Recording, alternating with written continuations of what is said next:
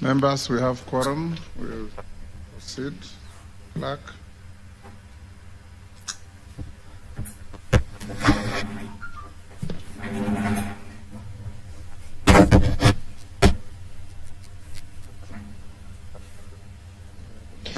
Order number 1, administration of oath.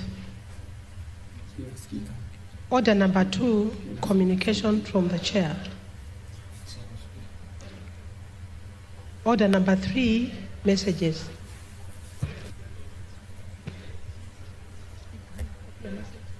Okay. Order number 4, petitions. Order number 5, papers. Order number 6, notices of motion. Order number 7, questions and statements.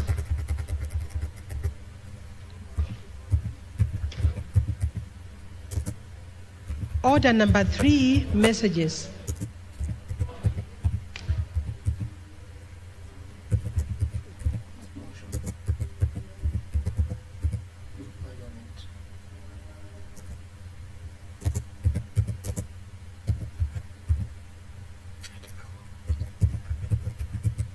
Members on their feet, take your seats.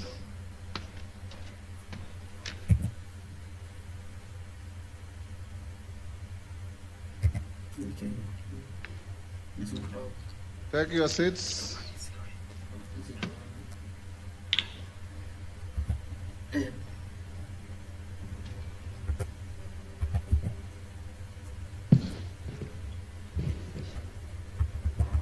Honorable members, I have a message from the Senate. Honorable members, pursuant to the provisions of Standing Order 41-4, I wish to report to the House that I have received 2 messages from the Senate regarding its decision on 2 bills, namely the Equalization Fund Appropriation Number 2 Bill, Senate Bill Number 30 of 2023, and the Division of Revenue Amendment Bill, National Assembly Bill Number 38 of 2024. Honorable members, the first message conveys that on Tuesday, 17 September 2024, the Senate considered and rejected the National Assembly's amendments to the Equalization Fund Appropriation Number 2 Bill, Senate Bill Number 30 of 2023. You will recall that this House considered and passed the bill with amendments on 13th June 2024. Thereafter, I refer the bill back to the Senate for reconsideration in accordance with the provisions of Article 112 1B of the Constitution. Honorable members, the decision of the Senate on the National Assembly's amendments to the Equalization Fund Appropriation Number 2 Bill, Senate Bill Number 30 of 2023, effectively commits the bill to a mediation committee pursuant to the provisions of Article 112 2B of the Constitution. Consequently, the Speaker of the Senate has appointed the following senators to the mediation committee on the bill: Senator Joe Nyutu MP, Senator Mohammed Abbas Sheikh MP, Senator Professor Margaret Kamar EGH MP, Senator Tabitha M. Mutinda MP, Senator Daniel Maanzo MP, Senator Beatrice Ogola MP, and Senator Faki Mohamed Mwinyihaji MP. Honorable members, in order to fully bill, the National Assembly is required to appoint 7 members to sit in the committee. I therefore call upon the majority and minority leadership of the House to nominate members to represent the National Assembly in the mediation committee by 7 p.m. today, Tuesday, the 8th of October 2024. I will then communicate to the House tomorrow the National Assembly members appointed to this mediation committee to ensure timely commencement of the mediation process. Honorable members, the second message conveys that on Thursday, 3rd October 2024, the Senate considered and passed the Division of Revenue Amendment Bill, National Assembly Bill number 38 of 2023, with amendments. You'll also recall that on 7th August 2024, this House considered and passed the bill with amendments, following which I refer the bill to the Senate for consideration in accordance with the provisions of Article 110(4) of the Constitution. The Senate has now referred the bill back to the National Assembly for reconsideration.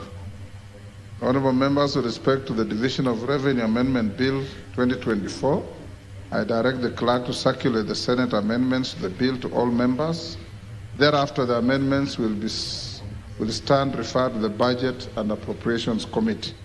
I urge the committee to expedite consideration of the Senate's amendments and report back to the House on Tuesday, 15th October 2024. Conscious of the House, that the House is scheduled to proceed on a short recess next week, I direct that the matter be prioritized for consideration on the same day. As and to remind members that conclusion of the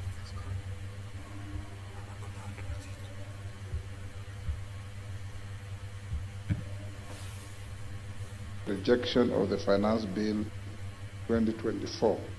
This will facilitate disbursement of the requisite funds to account governments and avoid further stalling of operations of the devolved units. The House is accordingly guided. I thank you.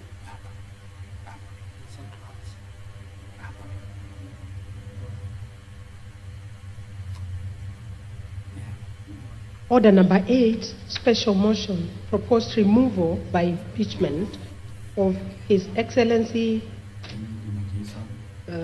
Rigathi Gachagua, EGH, Deputy President of the Republic of Kenya.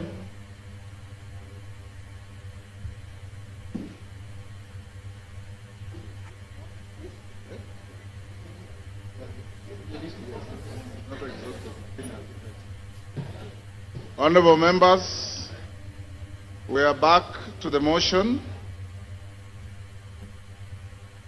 So far, so good with the morning sitting. As I directed in the morning, honorable members, we will proceed up to 5. The Deputy President indicated he will be here by 4. At 5, we'll call him and allocate him up to 2 hours maximum. When he finishes, the majority leaders will come in, and thereafter the mover will be called to reply. We have 5 minutes each, and the interest is overwhelming. If we remain with the 5 minutes, you know, not each one of you will have time to speak. The alternative to this, and I don't want us to go that direction, is that after the Deputy President has had his opportunity, this motion has no time cap, but we must finish not later than midnight today. So I want to hear your views. We continue with 5 minutes. And after the Deputy President speaks, I'll go to the majority, and reply, and you go to the vote. Is that all right? Yes. Excellent. At the time we concluded, it was Honorable Kajwang from my left who had spoken. I'll now open the afternoon with the member for Ugenya.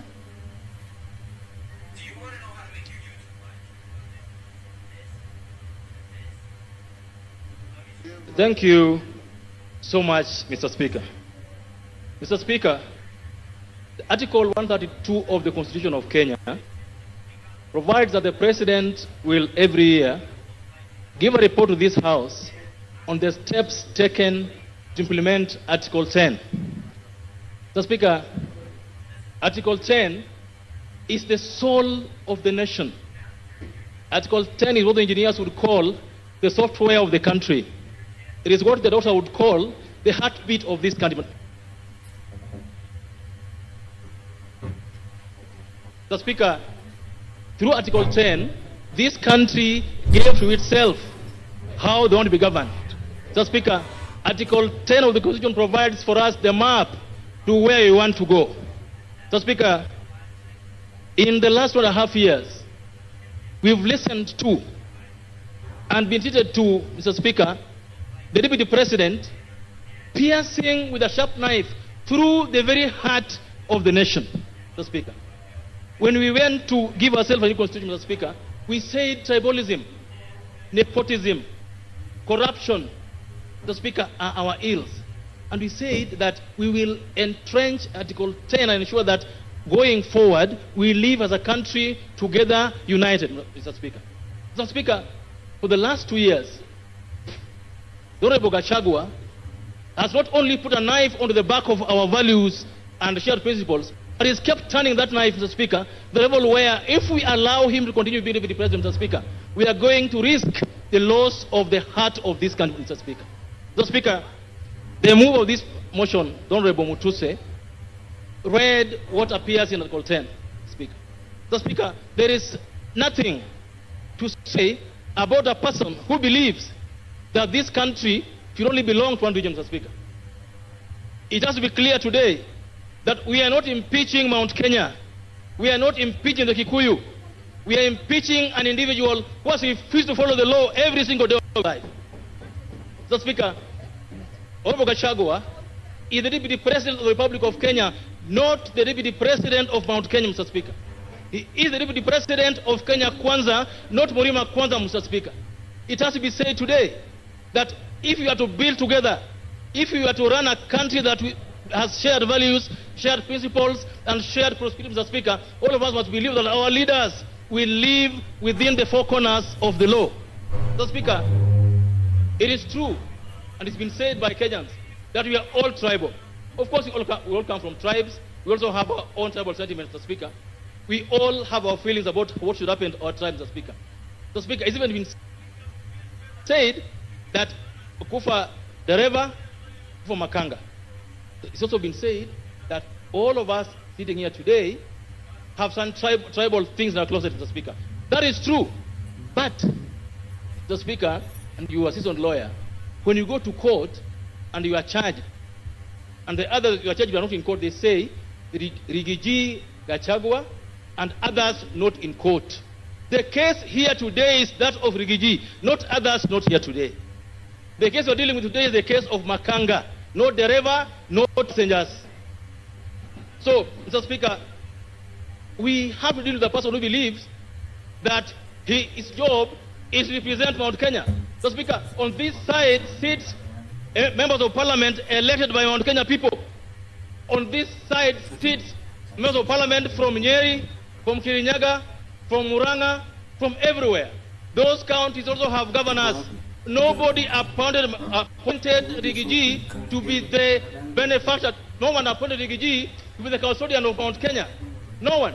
Because our constitution provides for leaders from that place to represent them. Mr. Speaker, by his actions that are against Article 10 of the Constitution, Mr. Speaker, Rigathi has alienated Mount Kenya from the rest of the country. He is fought so hard to be the Mount Kenya kingpin, Mr. Speaker, and I believe that this House must impeach him so that he can go and be the kingpin of Mount Kenya, not the deputy president of this country. That's what we need to do this afternoon, Mr. Speaker. Mr. Speaker, yesterday I heard him mention the name of our PCS, the name of the Ford Kenya leader. Mr. Speaker,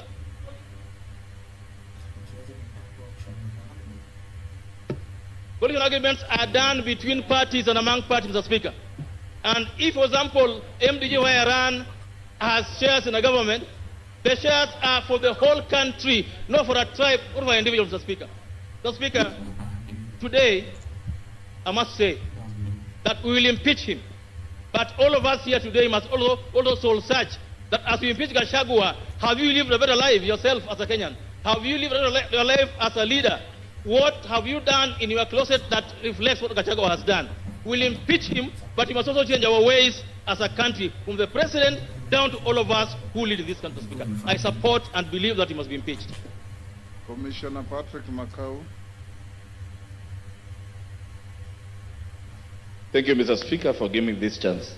Mr. Speaker, from the onset, allow me to give thumbs up for one Honorable Ecomas Mwengi Mutuse Massive. Mr. Speaker, I give him thumbs up for executing this motion and showing Kenyans that leadership is not about where you come from, who you are, but how you perform your duties. Mr. Speaker, this morning I've heard many speakers talk to this motion. Mr. Speaker, I agree with the speakers who have said that yesterday and the week before, Mr. Speaker, I've been watching the deputy president of this country doing rallies in town, going to churches, and Mr. Speaker, what we saw on Sunday was different from what we saw yesterday. In fact, Mr. Speaker, I want to advise us, even as politicians, sometimes we should listen to our advisors, and we listen to the right advisors. Mr. Speaker, I want to advise the Deputy President. Yesterday's interview was his undoing, and he proved to Kenya that yes, all these accusations that are being leveled to him are really true. Mr. Speaker, I want to confirm to this House, one, despite Article 10, the Deputy President, who is supposed to hold the values of this nation, by uniting Kenyans, by fighting against corruption, by fighting against tribalism, he is the one who has championed tribalism through and through. Mr. Speaker, I want to tell you, as a member of Parliament Mavoko, I have spoken the word Kenya many times, more than the Deputy President of this country. All what I've been hearing is Murima, Murima, Murima, Murima, Murima. Mr. Speaker, today I want to tell Kenyans, I know Parliament has been prosecuted, and many words, we've been called that we are an unperforming house. But today I stand here as a legislator Mavoko. Mr. Speaker, why am I charging the Deputy President to be a tribalist? Mr. Speaker, at one time, I listened to the Deputy President on national television saying that he reversed a cabinet decision to reverse the demolitions in Mathare. Why did he do that? He said his people were in Mathare and that he could not sit and see his people's houses demolished. Mr. Speaker, it reminded me when the people's local houses were being demolished. Personally, I went to him, and Mr. Speaker, I thought he could help me. But the words he used to me are unprintable, and I cannot speak them in this house. Mr. Speaker, today I want to tell him, those people that he was addressing, 30% of the houses that were demolished belong to those people of Murima. They belong to Kenyans. Mr. Speaker, I come from a constituency that is cosmopolitan. Today, as I stand here, Mr. Speaker, we have lost lives. We have had people whose properties had to be auctioned because they had gone for loans for those houses to build.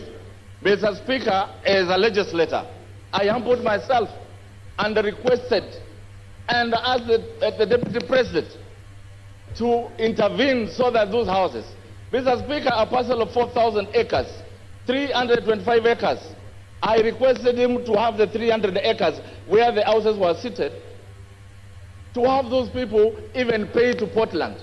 But the names he called me, Mr. Speaker, I cannot call them here. When I hear someone saying there are things which are not personal, Mr. Speaker, I want to tell him, I want to tell them, those people elected me to represent them, and their pains are my pains, Mr. Speaker. Today, as I sit here, Mr. Speaker, the same Deputy President came to Machakos, and he said the Kamba votes are very little, they cannot bring in a president. He went ahead and said the Kamba votes, Kitui, Machakos, and Makueni combined are less than 1 million. I want to remind the Deputy President that the Kamba vote is more than 3 million. I want to remind him that Kamba nation produced Gay who took care of Kenyatta in prison. That same combination produced Munyao Kisoi, who flew the flag of Kenya during Independence Day. That same flag produced Muindi Mbingu, the former freedom fighter, who is my grandfather, Mr. Speaker. I want to remind him that same combination.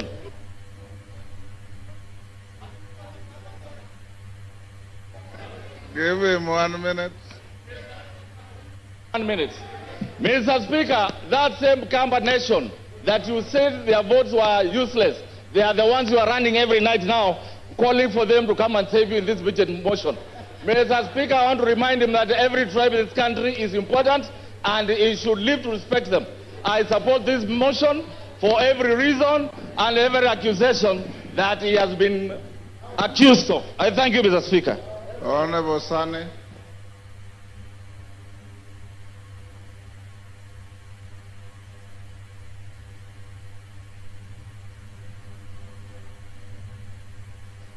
Mr. Speaker, before I want to bring out 3 assertions which are highly distorted, emanating from His Excellency the Deputy President Gachagua. One, that he is a co-president. In every general election, 6 ballot papers are being issued to voters. And of the 6, 1 is for the presidency, and all Kenyans have voted His Excellency President William Samoei Ruto. I did not, and no Kenyan voted Gachagua for any position other than being escorting the deputy president to State House. Nobody, the president to State House. He was not elected. So the claim that he had acquired 7.2 million voters is unfounded, unfactual, and is just mere hallucinations, Mr. Speaker. So he's not a co-president, he is just merely an assistant to the president. A second thing, Mr. Speaker, he always talks of being trained in paramilitary exercises or acquired paramilitary training. He is supposed to be a symbol of harmony, a symbol of unity, not to intimidate, not to tell the citizenry that indeed he is military trained. That in itself bespeaks volumes on who his character is, Mr. Speaker. One other thing, yesterday he has made disparaging remarks on the Speaker of the National Assembly and the Speaker of the Senate. The fact that his impeachment is coming in front of this House today and thereafter proceed to the Senate, it wasn't befitting for him to speak disparaging, derogatory remarks on our Speaker and the Speaker of the Senate. On to the impeachment motion, Mr. Speaker. Article 150, I think the threshold has fully been met in impeaching the Deputy President Gachagua. His loyalty to the President is questionable. His visits, whenever the President goes out of the country, the Deputy President is never seen to see him off. Whenever the President comes into the country, the second principle is always not available to receive the President. He gives press releases that contradict the President, talks too much, giving epithets that make our President, demean our President, projecting our President a liar on several occasions. Yesterday, all Kenyans have heard that it is His Excellency the President Ruto who taught me how to respond to civil servants, how to address intelligence officers like Nurdin Haji, like the CID officer Amin. That in itself depicts lack of respect for the presidency. Mr. Speaker, it is clear in our Constitution that he is the second in command, as espoused in Article 147.3, as read with 134. This he has failed. He has also shown massive erosion of the position of the executive. not being the assistant and showing the unity so expected of him, Mr. Speaker. Mr. Speaker, the Deputy President severally pronounced himself on matters discriminating Kenyans, that he has gotten his share of cabinet secretaries in his region. Cabinet secretaries belong to all Kenyans, and I think that doesn't befit. He has addressed public servants in public, and in all aspects he has violated Article 232, which is the same principles that is expected for the executive. Finally, Mr. Speaker, he also talked ill of public participation. The courts have declared themselves that public participation was well done.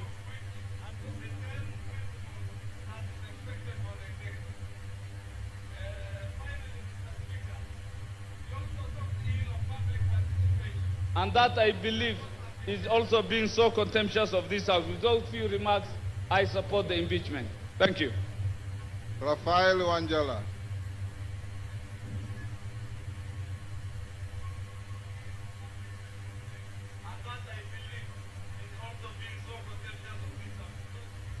This opportunity to contribute to this important motion in this country.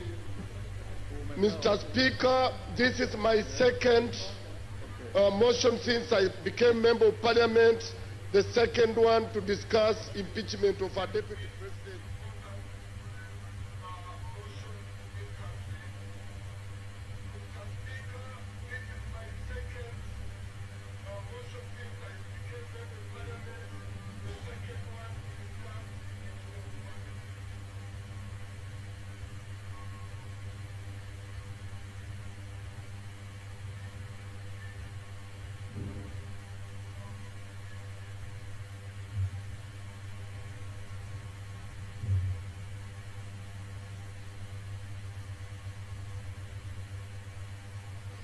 Except he's only available in his village trying to ask Mr. President questions, and that, Mr. Speaker, has really annoyed some of us.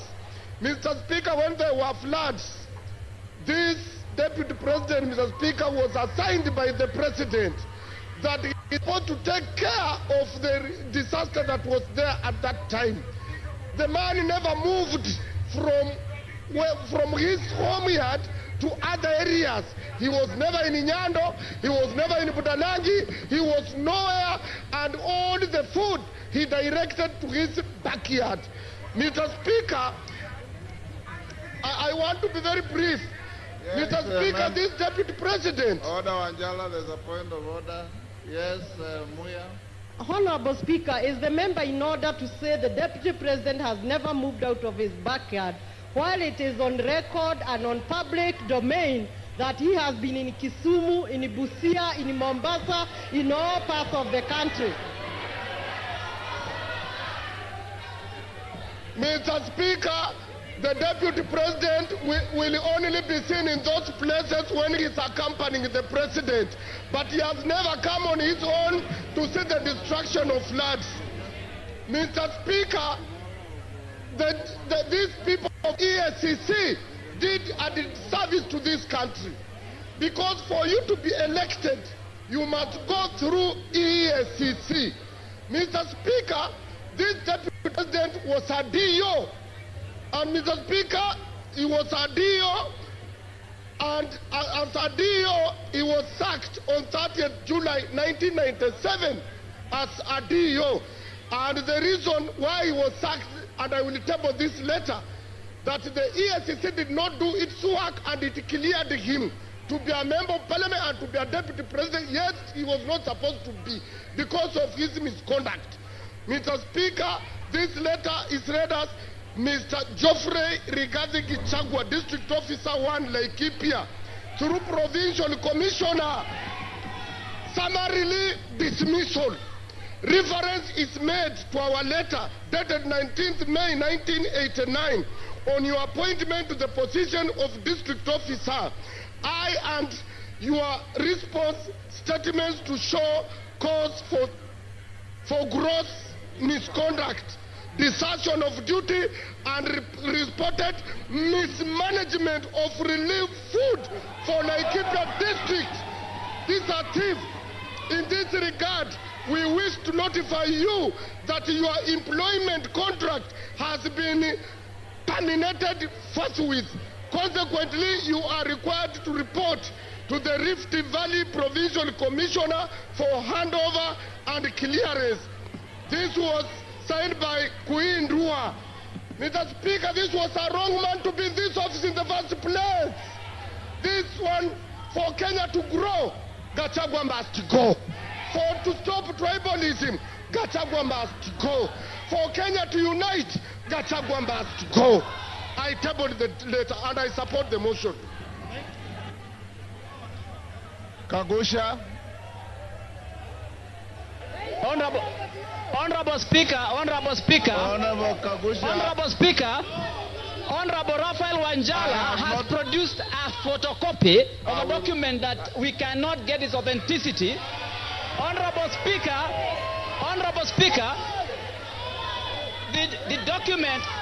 the document that Honorable Raphael Wanjala is referring to is not. Order, Honorable Kagusha.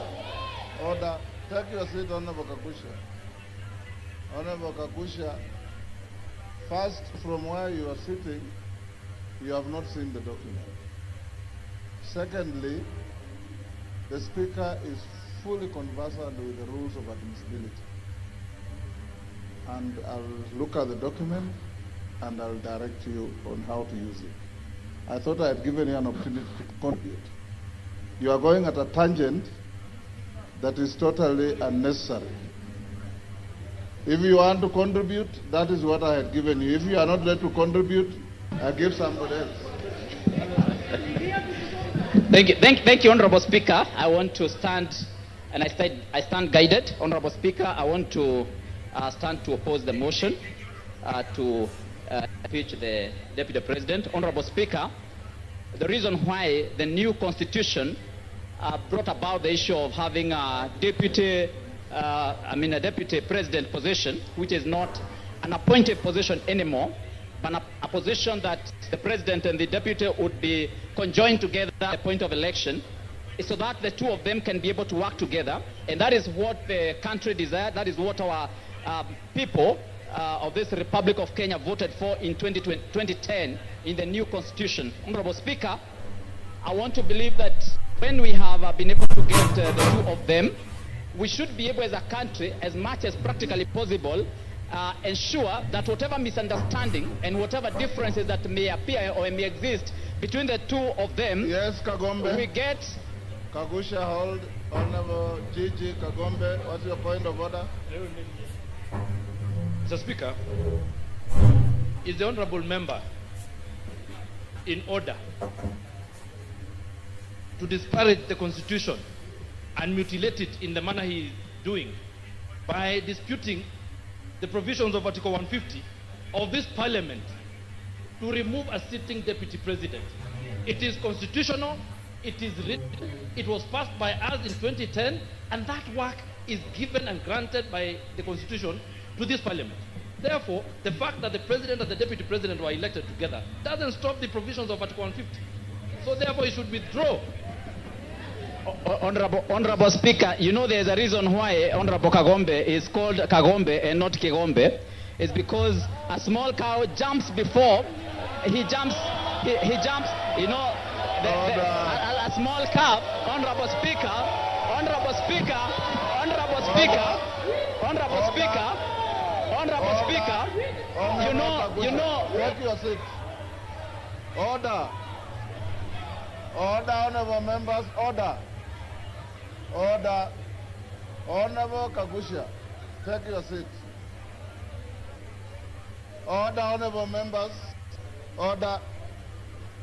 Honorable Kagusha, you are here the whole morning, and I did direct to the House. Order. Order. Order, Nabuin, take your seat. Honorable members, we have done very well since morning. This may be an emotive motion, but as leaders, leave your emotions at that door when you come to this house. And I want to encourage you, honorable members, Honorable Kagusha, treat your colleagues the same way you would want them to treat you. Don't make any disparaging remarks. Don't purport to misinterpret the meaning of the name of a colleague, because that's not your duty. We just withdraw and apologize to Kagombe and proceed with your contribution. Thank you, Honorable Speaker.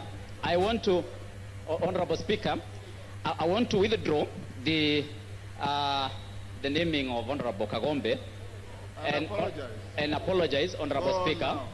Honorable Speaker, I also hope that you have noted the Honorable Amombi has hit me with a bottle of water. Honorable Speaker, and that is unparliamentary. Is that unparliamentary that another honorable member should rule? Order. Honorable Amombi, did you throw a bottle? Take your seat. That is very unparliamentary. Take your seat. Amombi.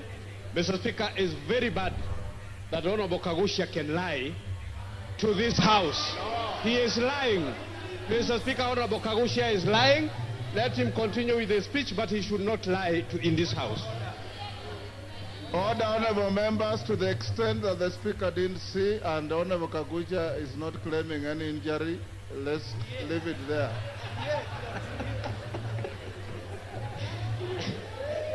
Honorable Speaker, I am of the opinion we have a respectable gentleman by the name Henry Kissinger, and Henry Kissinger did state that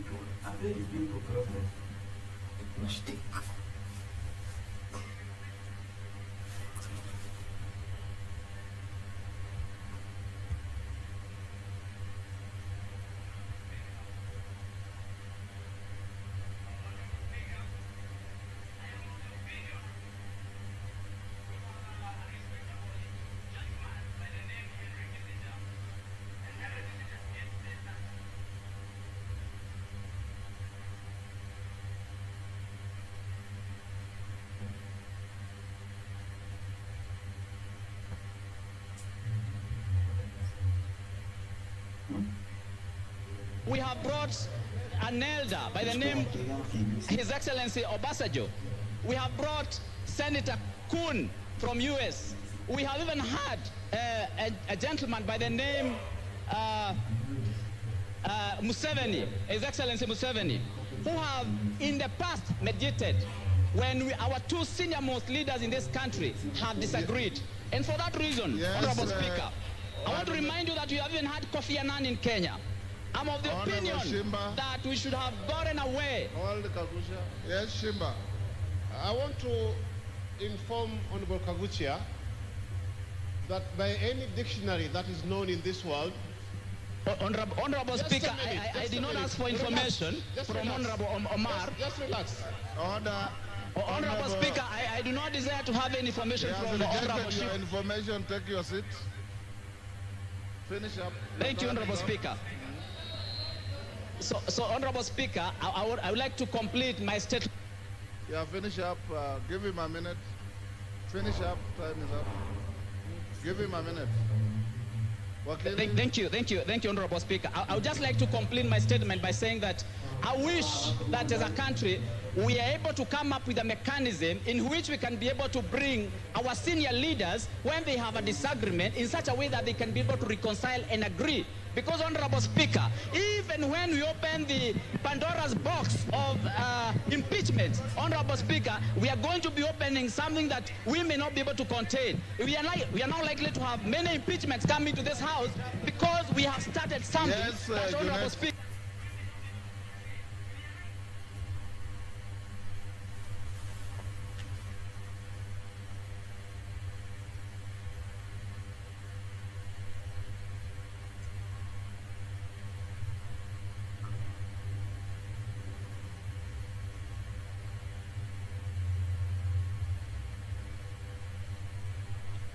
Grounds, Mr. Speaker, we are discussing a motion that contains 11 grounds. We're not discussing any disagreement of anyone with his wife, with his boss, with his children, with his mother, with his uncle, with his cousin, with his farmer, with his cook.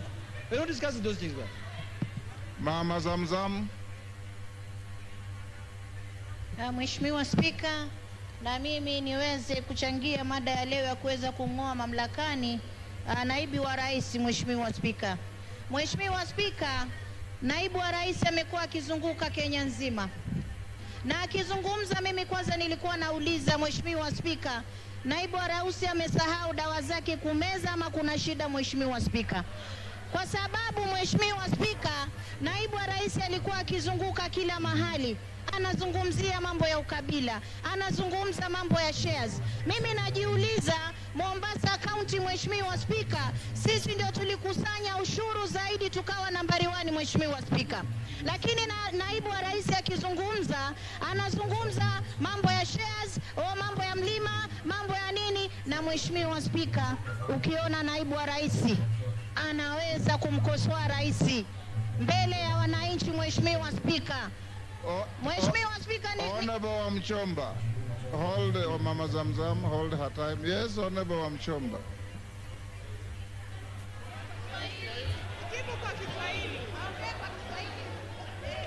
Order, honorable members, order, Honorable Wamchomba. Bwana Spika, nasimama kuuliza kama... Order, hold on.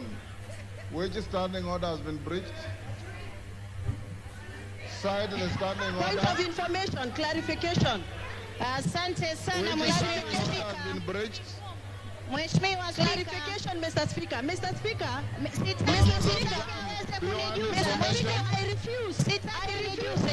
I refuse to be muted when I have something that I need the honorable member to clarify. The honorable member must clarify. Honorable Wamchomba. Honorable Wamchomba. Hold your horses. Honorable Wamchomba. If you want to, you know the rules. Order. Honorable Wamchomba, you know the rules. If you want to inform a member on the floor, the member must accept your information. She has said she doesn't want. Under what standing order? Mr. Speaker, the honorable member has talked about that Mr. Deputy President alisahau kunywa dawa. Tungetaka kujua ni dawa gani ambazo mheshimiwa anaongea juu yake. Na kama hizo dawa, na kama... Mama Zamzam, endelea. Mheshimiwa Spika, Mheshimiwa Spika, wajua ndio makosa ya kupatia mabubu kuzungumza. Mheshimiwa Spika, mimi nimesema huenda ikawa, sijasema amesahau, nimesema huenda ikawa, nilifikiria, nilikisia. Lakini Mheshimiwa Spika, kiongozi kama yule ambaye siku zote anajua makabila yote Kenya tunakaa kwa amani, tumeoana, tunaelewana, Mheshimiwa Spika, anataka kuturegesha kwa makabila kama vile tulivyokuwa na mambo ya Kaya Bombo, kama tulivyokuwa na zile baada ya kura za 2007 2008. Mheshimiwa Spika, watu walipoteza maisha yao kwa sababu ya ukabila. Mheshimiwa Spika, mimi nakaa nikishangaa. Deputy President alikuja Mombasa, amesimama juu ya gari anatafuna ndizi na mahindi choma. Mheshimiwa Spika, kwanza alitupa takataka pale, alikuwa juu kama kuna watoto wetu ndio ufagia. Mheshimiwa Spika, Mheshimiwa Spika, pale juu ya gari Deputy President anazungumza akisema kuwa yule gavana atoe pesa za floods, wakati anajua 14 billion kutoka World Bank ambayo ni ya disaster management. Mheshimiwa Spika, kwa ofisi yake na aliziramba Mheshimiwa Spika.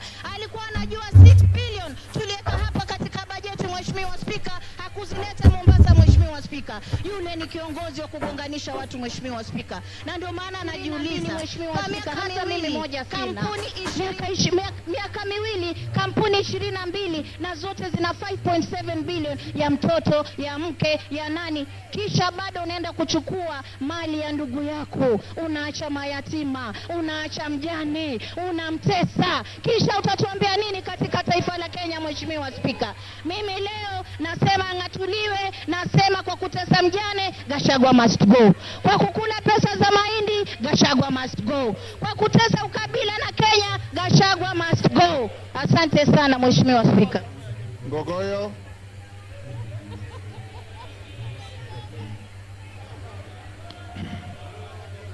Thank you, Mr. Speaker. Mr. Speaker, sir, I rise to oppose the motion by the Honorable Mwengi Mutuse, Member of Parliament for Kibwezi West. Mr. Speaker, I, representing the people of Kajiado North, Mr. Speaker, I have gone through the motion and the issues that Wakili Mwengi Mutuse has raised. And Mr. Speaker, I pick on a number of issues that I would want to draw the attention of this House to. Number one, Mwengi Mutuse says that all we need to do is to just believe the things he has tabled here are true. We cannot believe what he says is true. We have to cross-examine. We have to look at them properly. Mr. Speaker, I have gone through the evidence that he has provided on some of the issues. And Mr. Speaker, having 21 companies, according to Mwengi Mutuse, is an intention for the Deputy President to launder money, and therefore he should be impeached. Mr. Speaker, he did not say money has been laundered, but it is an intention. And he says it is enough for this House to just believe and therefore impeach. Mr. Speaker, I say no to that impeachment. Number two, Mwengi Mutuse, former Chief of Staff in Machakos County Government and the current Member of Parliament, is giving hearsay that he has heard. Mr. Speaker, he has said in his submission that there were officers who were coerced to write, to change in Ministry of Lands without tabling any evidence from the document that he has provided. Mr. Speaker, this House cannot go with hearsay. It is not possible for you to make a decision out of hearsay. Mr. Speaker, in his accusations, he says that the Deputy President is a Mount Kenya person, makes issues based on Mount Kenya. I am the Member of Parliament for Kajiado North. He has visited my constituency for a development tour. The executive, through the State Department for Education, Mr. Speaker, constructed classes, courtesy of his visit in Enoma Tasiani Girls Secondary School, a school that rescues girls, specifically from asylum. Mr. Speaker, the only girls' school that we have in my constituency, the Great Kajiado North. Mr. Speaker, Mwengi Mutuse did not mention such issues, but he says, according to him, the Deputy President coerced, did 1, 2, 3, and Mr. Speaker, he wants to say that we just need to believe. Mr. Speaker, impeaching the Deputy President of the Republic of Kenya needs more evidence than what he has provided. I find this to be very shallow, and Mr. Speaker, maybe in the words of the Chief Justice, this is hot air, in my opinion, Mr. Speaker. Mr. Speaker, I have found very respectful submission from lawyers in this House, Yes, Mama Zamzam. a majority of them. Mheshimiwa, point of order number 87, Mheshimiwa Speaker. Mimi nataka nimjuze mbunge mwenzangu kuwa huyo alikuwa... Naomba nisijuzwe, naomba nisijuzwe. Hapana, naomba nisijuzwe. She is on a point of order. Mheshimiwa Speaker, nataka atoe statement of fact. Mheshimiwa Speaker, huyu mbunge aliyoko hapa, hata kama alikuwa akifanya kazi county hapa, amekuja ni mbunge na ametoa motion hapa Mheshimiwa Speaker. Na mimi nataka nimwelezee mbunge kuwa Wasema kule wanaosema kufa abiria, kufa kondakta, kufa dereva. Huyu kondakta ameweza kupickpocket maabiria wote, hawana chochote Mheshimiwa Spika. Kwa hiyo aende tu nyumbani Mheshimiwa Spika.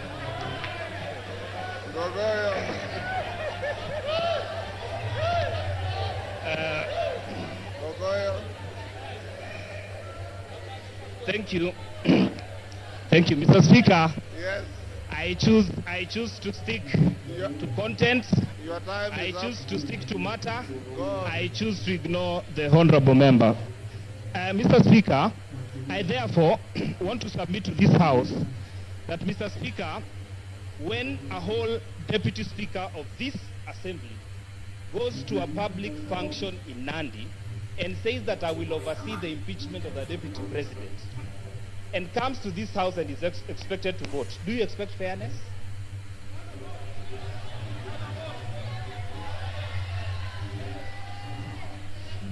Your time is up. Give him 1 minute. The deputy speaker spoke to that. She has a vote, unlike the speaker. Yeah, but Mr. Speaker, I just want to say And she that will I not find... decide on this proceedings. Okay, because I respect you, Mr. Speaker, I will not engage on that matter. Therefore, Mr. Speaker, I want to submit that Ngogoyo Onesmus Nguro, Member of Parliament for Kajiado North, says no to the impeachment of the Deputy President of the Republic of Kenya. Member of Taveta. Member for Taveta.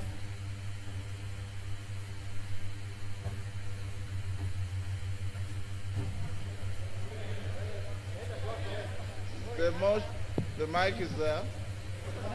Is it working? Yeah. There you are. Thank you, Mr. Speaker. For a start, Mr. Speaker, I rise to support the motion by my learned colleague, Honorable Mutuse.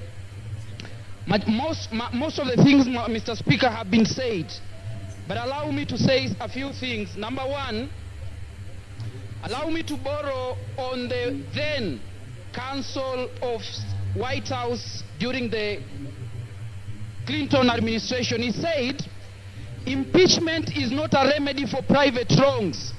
It's a method for removing someone whose continued presence in office would cause danger to the nation. Mr. Speaker, my position is the continued stay in office of the Deputy President Rigathi Gachagua is a threat to the nation of Kenya. I continue by saying this, Mr. Speaker. Between 1963, when we got independence, we had a vice president in the name of Jaramogi Oginga Odinga. He never said, do not touch Luo Nyanza. During the President Moi's regime, we had George Saitoti. We had Musalia Mudavadi. He never said, do not touch Luya Nation.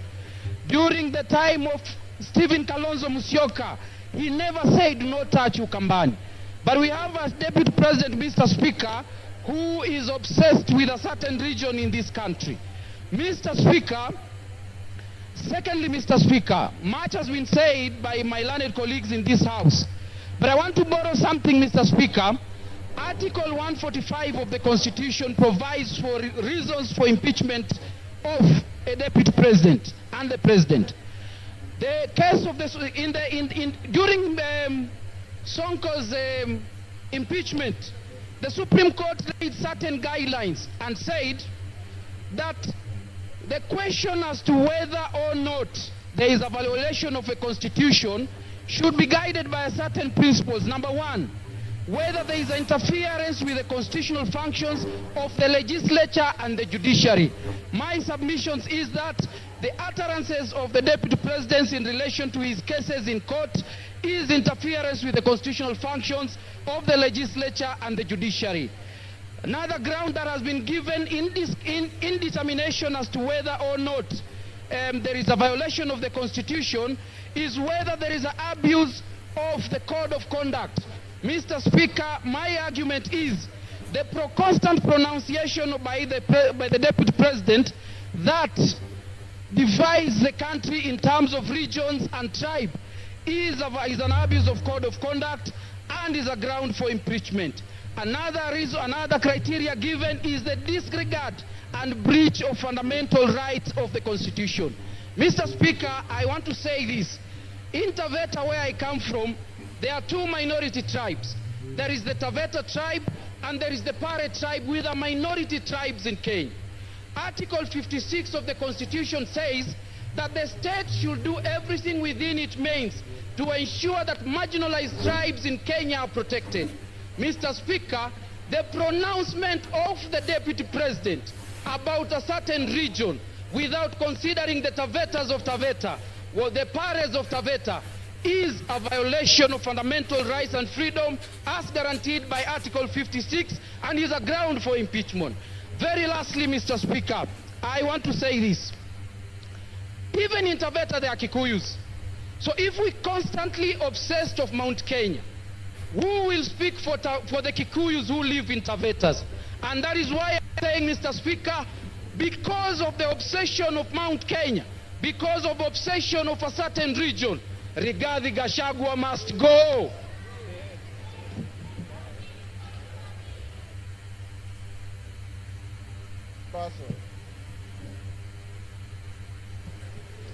Thank you very much, Honorable Speaker. Honorable Speaker, I want to start with, there was a spat between the Pope and Napoleon in 1800. And this is what Napoleon asked the Pope. Pope, how many divisions do you have? Then the Pope replied, I have the Catholic Church. Honorable Speaker, yesterday, during the interview, the Deputy President came up strongly to almost insinuate that this Parliament is a bunch of clowns.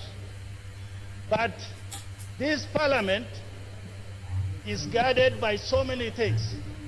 But the very important instrument this Parliament wields is this thing called the Constitution. It is the supreme law of the land. Honorable Speaker, one of the reasons why the Deputy President must be impeached is the issue of national unity. He came on public stage to talk about one issue that eventually will discriminate the minorities. One man, one vote, one shilling. That is important in the way he says. But in a sense, the regions that are behind, that are discriminated, that are marginalized, will continue to be behind. Honorable Speaker, Article 56A1, it talks about minority groups, why they must be in government, why they must be represented. Honorable Speaker, this country must move forward, and it must move as one nation, one people. We are of different nationalities.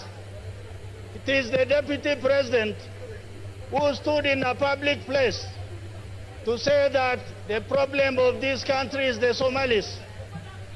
The Somalis are part and parcel of this nation. They have done great contribution to this country, and they cannot be excluded for anything.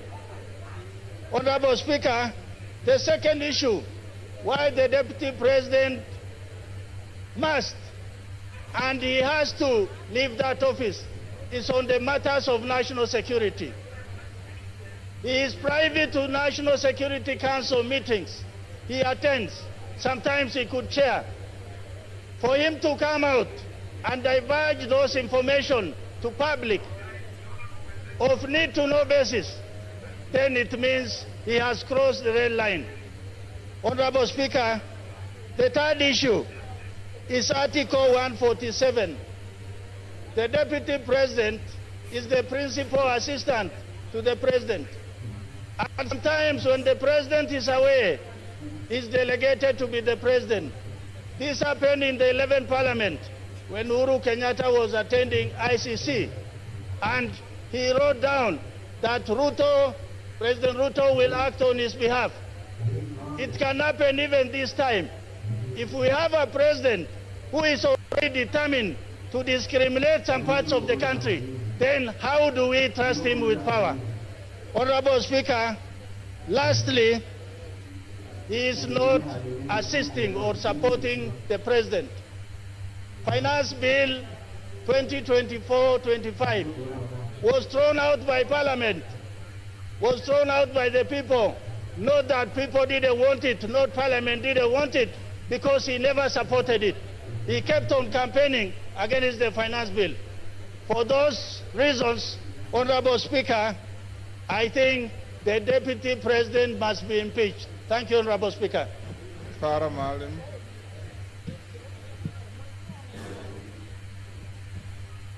Mr. Speaker, I want to weigh on this motion. Mr. Speaker, we are not trying to reinvent the wheel again. We have had Deputy President, before that we have had Vice Presidents. One, Andrei Gromyko of Russia, was one time asked why he has remained as the Deputy President for so long. And somebody else said, to be a Deputy President, you have to have the capacity to sit on a block of ice with your pants down and make a green. A Deputy President is no more than a personal assistant to the President. And that's how it's provided for in all constitutions, all of them. I haven't seen one in which certain executive authority is given to the Deputy President. In the US, if you remember very well, when John F. Kennedy was the President, there was a brother of John F. Kennedy who was the Attorney General, who was called Bobby Kennedy. Bobby Kennedy literally did not think Lyndon B. Johnson was anything. But Lyndon B. Johnson kept tight, watched his school, and later on he became the President of the US. In our own country, Mr. Speaker, can you protect me from our friends? In our own country here, I know many of you are not my age, you are younger than me, but a good number of you are also either my age or slightly older. When Moi was the Vice President, which is the number 2, he was so humiliated, so much so that an SSP called Mungai slapped him in the State House in Nakuru when he was going to go and see his boss, who was the President. He did not complain publicly, he did not complain privately, he just went about his business. If you remember very well, when Kibaki was the Deputy Vice President of this country, which is number 2, he was dropped from being the number 2 and appointed a Minister for Health in the Moi government. He went to the President, thanked him for giving him the opportunity to be his vice for 11 years. Mr. Speaker, can you protect the House? It's too much sound. Let's go on. He thanked him for giving him an opportunity to serve as his assistant or as the Vice President for 11 years, and took up his job as the Minister for Health with a gusto, and did a fantastic job as one of the best health ministers we've had in this country. Mr. Speaker, many people have been Deputy Presidents or Vice Presidents or number 2 in the executive here. I am glad I have been vindicated, because about a year ago, I had said that Rigathi Gachagua is the worst number 2 in the history of this country. And I'm sure now I'm being vindicated. Order. Order, members. Order, member. Is that Masara? Yes. Maintain your silence. Carry on. I said exactly 1 year ago, Rigathi Gachagua is the worst number 2 in the history of this country, whether a Vice President or a Deputy President. I'm glad I'm vindicated today. I remember when we had almost a collapse of the state and the nation in 2008, and we had the national accord on the floor of this House, and you were also a member of Parliament. Raila Odinga was made the Prime Minister of this country. There was Raila Odinga, and there was also Kalonzo Musyoka, who was the Vice President. Technically, in law, Raila was supposed to share 50-50 power with President Kibaki, but he was happy to say that he will support the President. And he supported the President until the term was over. I mean, that is what it's supposed to be. Here is somebody who literally, when this country is on the brink of certain serious problems, goes to Mombasa, and many of us believe that he was part of the so-called whatever, the riots that were there and the goons that attacked Parliament. And then he creates a parallel press conference in Mombasa in which he castigates the policies of his own boss, including castigating people whose authority is driven by the appointment by the president and passed by this parliament, passed by this house. Mr. Speaker, this man is bad for this country. There is need, this man is a heartbeat away from the president. God forbid, if anything were to happen to our president, he is the president. He is a danger. There will be no Kenya. 1 minute. If Gachagua has anything to do with, as far as I'm concerned, he did not even give me the benefit of saying that let's be careful with the Somalis, we don't like Somalis. He called us warrior. You know what I mean? He didn't give me even the respect or the courtesy. I could not say Mao. I would say Kikuyus if I want to talk about Kikuyus, or look for any derogatory name. I will not look for that. He didn't give us even that respect of saying the Somalis of Kenya. He said warrior. They do not have any role. They are not shareholders in this government. And you know what? I come from a region, Wajir alone, Wajir County alone is bigger than Central Province, Mountain Region, Western Province, and Nyanza put together. In Nyanza, and you have not gone to Garissa, you have not gone to Mandera, you have not gone to Marsabit where we share with our Cushitic brothers, you have not gone to Shelo. He's talking about half the country, and he thinks we are from Somalia. Time is up. Your time is up. Yes, Dr. Kogo. Thank you so much, Honorable Speaker. Thank you, my brother, for allowing me to pass on this information. Apart from what you have said, Mheshimiwa, the Deputy President of the Republic of Kenya is on record for insulting women as Malayas. And I want to go on record. He said that the one and only beautiful Honorable Jematia is a Malaya. And somebody can negate that, and I have to say it. I thank you so much, Honorable Speaker. Yes, your time is up. Give him 1 minute. Okay, yeah, 1 minute. Mr. Speaker, Speaker, yes. This country belongs to us all. This country belongs to all of us. If you try to marginalize me, and tomorrow I take arms and decide to fight that, do you think there will be Kenya? Do you think 100,000 Somalis taking arms, there will be Kenya? Or 50,000 Turkanas? Or Sabaots? Or Pokots? This man is playing with this country. We shall not have stability, Mr. Speaker. We must have a country in which we all feel that we are loved and we are equals. Equals! Mr. Speaker, I support this motion of impeaching Gachagua. Let's do it the fastest possible, and we should never have somebody like him in future in any position of leadership. Mr. Speaker, we are all equals in this country. There's nobody who's more equal. We fought for independence. All of us fought for independence, although some will want to try and hide the... Your time is up. Member for Turkana at the back. That is who? Emade.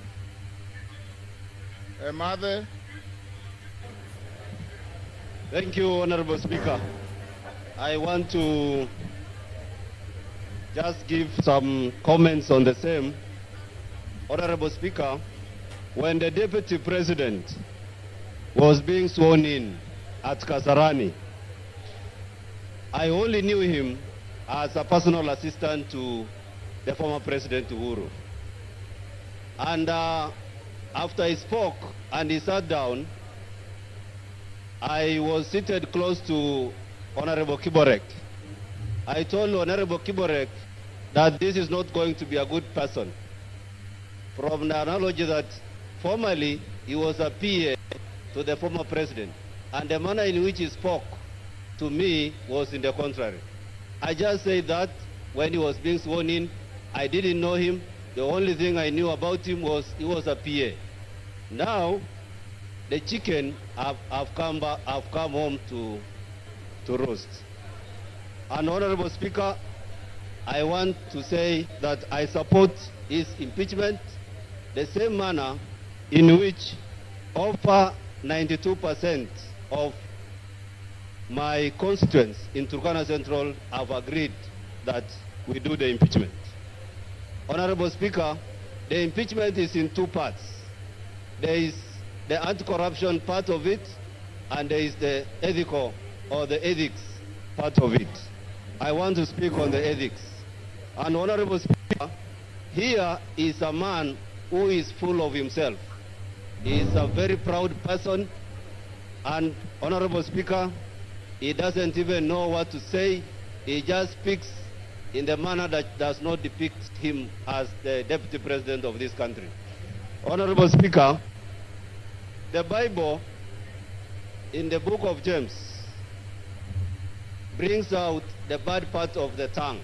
It says the tongue is this part of the body that is a world of evil. It is a fire. Honorable Speaker, the tongue corrupts the whole body. That is what the Bible says in the book of James. Honorable Speaker, in this juncture, I want to say that as a UDA member in the Kenya Kwanza government, I want to say that it says we are not in agreement to work together with the Deputy President. I am not in agreement as a member who was ascribed to the party that I may not be able to work with the Deputy President, because we have to agree. And what we are processing today here, Honorable Speaker, is a divorce. We are processing a divorce because under Article 56, this is a man who will not be able to speak for the minorities. He is a man who will not speak for the marginalized. Honorable Speaker. Honorable Speaker, again, we are processing a divorce because this is akin to King Nebuchadnezzar, a man who was like everything in the Chaldean, in the city of Babylon. And Honorable Speaker, Kenya wants to unite. Kenya wants to kill the animal called tribalism. This is not the Deputy President that Kenya will require to kill the devil of tribalism. This is not the man who is ready to unite us. This is not the man who does not even know there are Elmolos in this country. He does not know that we have the Dasanach or the Merile in this country. Maybe at some point, because he has never been to Turkana, he does not even know the Turkanas exist in this country. And therefore, Honorable Speaker, this is not the man who can unite Kenya in the office of presidency. And therefore, I support his impeachment. Thank you, Honorable Speaker. Edith Nyenze. Edith Nyenze.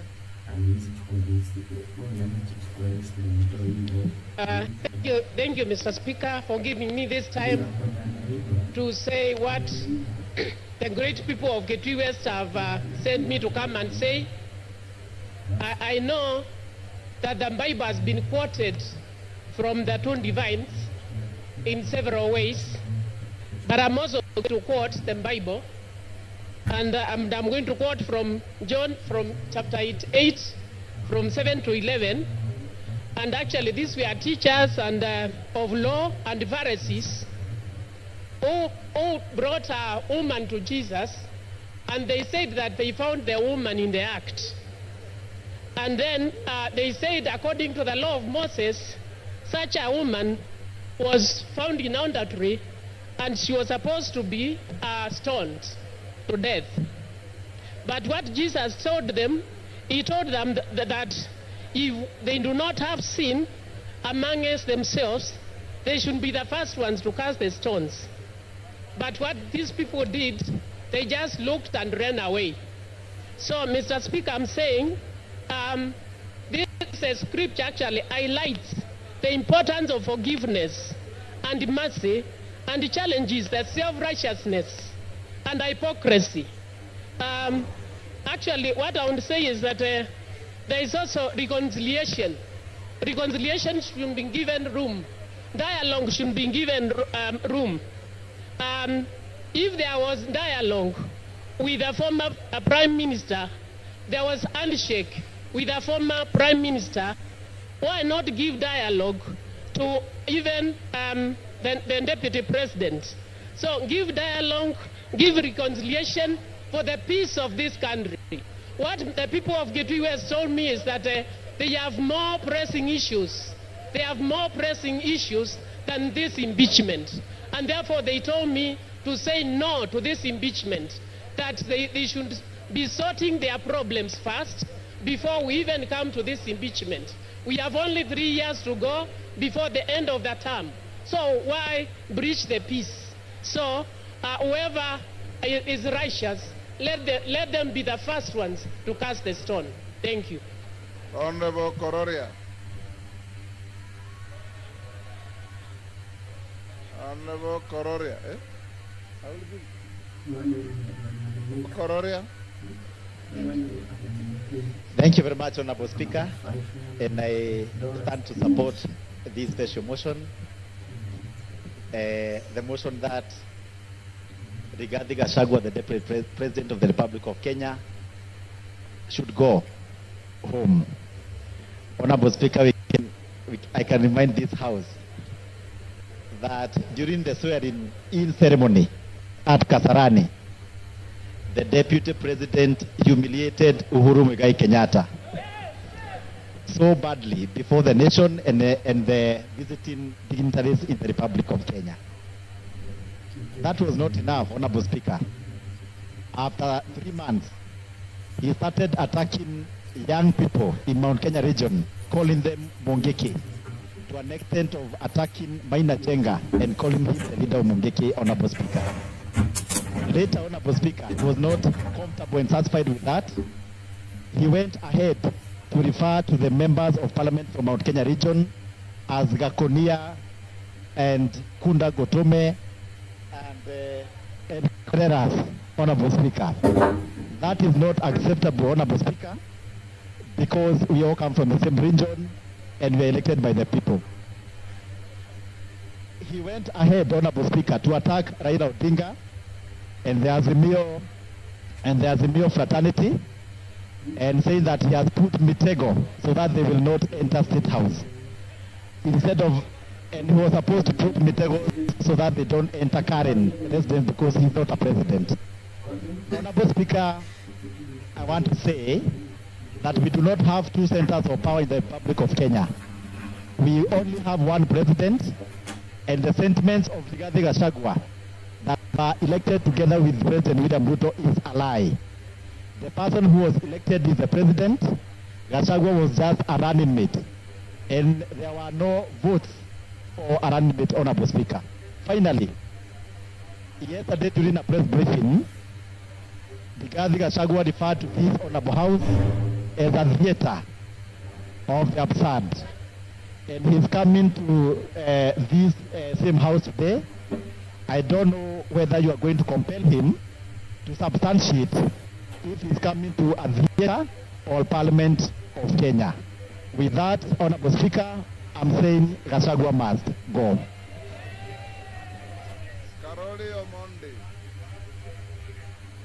Thank you very much, Right Honorable Speaker. I rise to support this special motion of impeachment against the Deputy President of the Republic of Kenya. Mr. Speaker, when the wheels of fortune have enabled someone to rise to high ends, such as the office of Deputy President, so much is expected of them. Unfortunately, from my own personal interaction with the Deputy President, and shortly I will give some examples, I feel he has fallen short of the expectations of that high office. I first came across Mr. Rigathi Gachagua in the late 80s when we were at the university. And as a matter of fact, he was ahead of us, and I think he was heading one of the district student organizations. He had cleared university, but he had not exited. In other words, he had become a pirate. That was the terminology we used then. he was residing in some place called State House Residence. And what I used to hear about him was not very impressive. But nonetheless, on October 7th, 2023, which was exactly 1 year ago, in some place called Murngia, Alego, at the homestead of the late General Francis Omondi Ogola, together with Mheshimiwa Elisha here, Mheshimiwa Nyamita, Honorable Jalango, I've seen him somewhere, and His Excellency the President, we did meet with the Deputy President. And it was about 6:45, he received us warmly, but we were guests of General Ogola. And as you'd expect, a man of his status, you expected some decorum, temperance, prudence, good behavior. But unfortunately, some of these attributes were not present in his conduct. The Deputy President on that occasion did stand up and tell the President to our face that he had come down to get him from the Nyanza that we were undertaking, and that he had no business staying for too long in Nyanza. I looked at him and I wondered what was the problem with his compos mentis. In other words, was he of sound mind? And then I asked myself, we were the guests of the late General, why would he want us to exit the homestead of General Ogola? And it bothered me very much, because clearly that was what you and I, as lawyers, we call animus nocendi, intention to harm. Why would he insist that the President has no business being in Nyanza? He did it to our face 3 times, interrupting General Ogola when we were being briefed about the attack that had just been conducted by Hamas on Israel. That was my first time to interact with him very closely. The second time was on April 30th, 2024. 28th April 2024, this year, when we had floods in Suba and several people died. I did communicate with him by way of text. I sent him pictures, including that of a gentleman who had lost 3 children. And I asked him to avail to me the state resources that I could use to alleviate the pain and loss of my people. He did not respond. He did not call back. He did not show any interest. On 30th April 2024, I did contact Honorable Kagushia, who was sitting next to him at a rally in Nyeri. And I saw Honorable Kagushia whispering to him my message. And they texted me back that the Deputy President would come back to me. He never did. On 6th of May 2024, I again reached out to him in his capacity as the coordinator of relief. He did not respond. I support this motion, and I want to say this. What I found with Honorable Gachagua is lack of education. Obama says, education is not a name of any degree or certificate that can be shown to others as proof. Education is the name of our attitude, actions, language, and behavior with others in real life. I'm on behalf of people of Suba South, I am supporting this motion, and I want to inform the House, our role today as a grand jury is not to establish beyond reasonable doubt any of these charges. Our role is very simple. Our role is to say we have found triable issues, frame the charges, leave that trial to the Senate. And once we do that, we shall have discharged our duty. Mr. Speaker, I fully support. Thank you. Your time is up. Kanjori.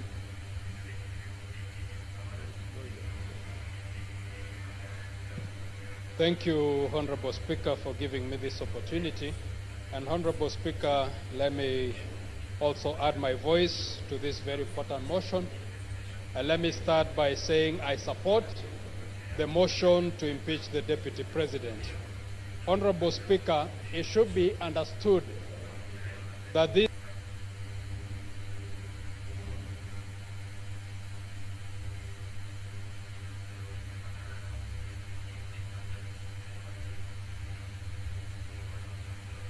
is for the courage that he has shown and the 291 members who have signed this motion. Honorable Speaker, I say the courage because, Honorable Speaker, for a very long time, Kenyans have been watching helplessly, including the president of this country.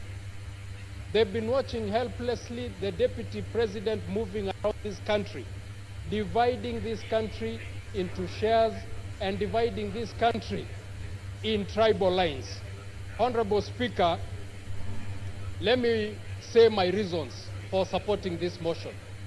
First reason, Honorable Speaker, in 2022, the country suffered a very bad drought, and the government responded by giving relief to the pastoral communities whose families, most families were left without able to feed their families. Honorable Speaker, the Deputy President took most of that relief food to areas that were not affected by drought. Honorable Speaker, Kenyans should understand that this is not a motion or an impeachment against a tribe. It is a motion to impeach an individual who has shown, to use the majority leader's word, a black man with a black hat. This is a man who has shown that he does not care about the country, but his interest is in a small region. But it is actually interest that is driven by self-interest. It is not that he loves that region. We have seen that what he has amassed wealth for himself and not for the region. So, Honorable Speaker, I support. Thank you. Wamshomba.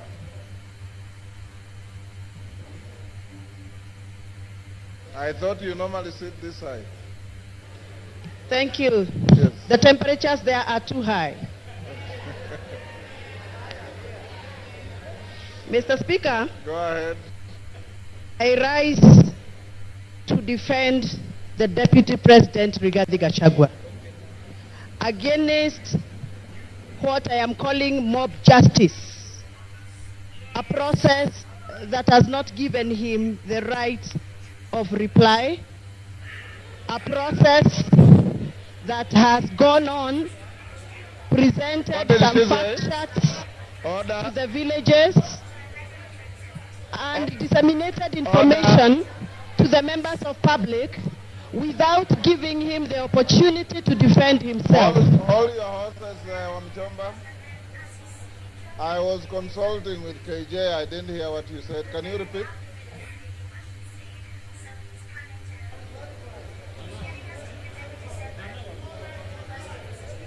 Can you repeat what you said? I can't hear you, Mr. Speaker. Repeat what you said. I didn't hear. I was consulting with Honorable Member for Dagoret. I have said I rise to defend the Deputy President, the Honorable Rigathi Joyfrey Gachagua, against a process that I feel, personally as my opinion, it is mob justice against the Deputy President, because he has not been given the right of reply before we went for public participation. That is what I've said. Honorable Wamchomba. According to the standing order here. Honorable Wamchomba, that is neither factual nor legal, because the Deputy President is appearing before this House at 5. So be factual. Mr. Speaker, yes, please allow me to execute my point, and you can guide. Procedurally, Mr. Speaker, the fact sheets that were distributed in our constituencies had allegations that were read out to members of public as facts.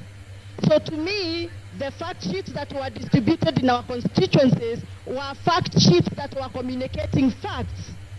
But from where I come from, Mr. Speaker, what was typed in those papers was not factual and needed to be interrogated.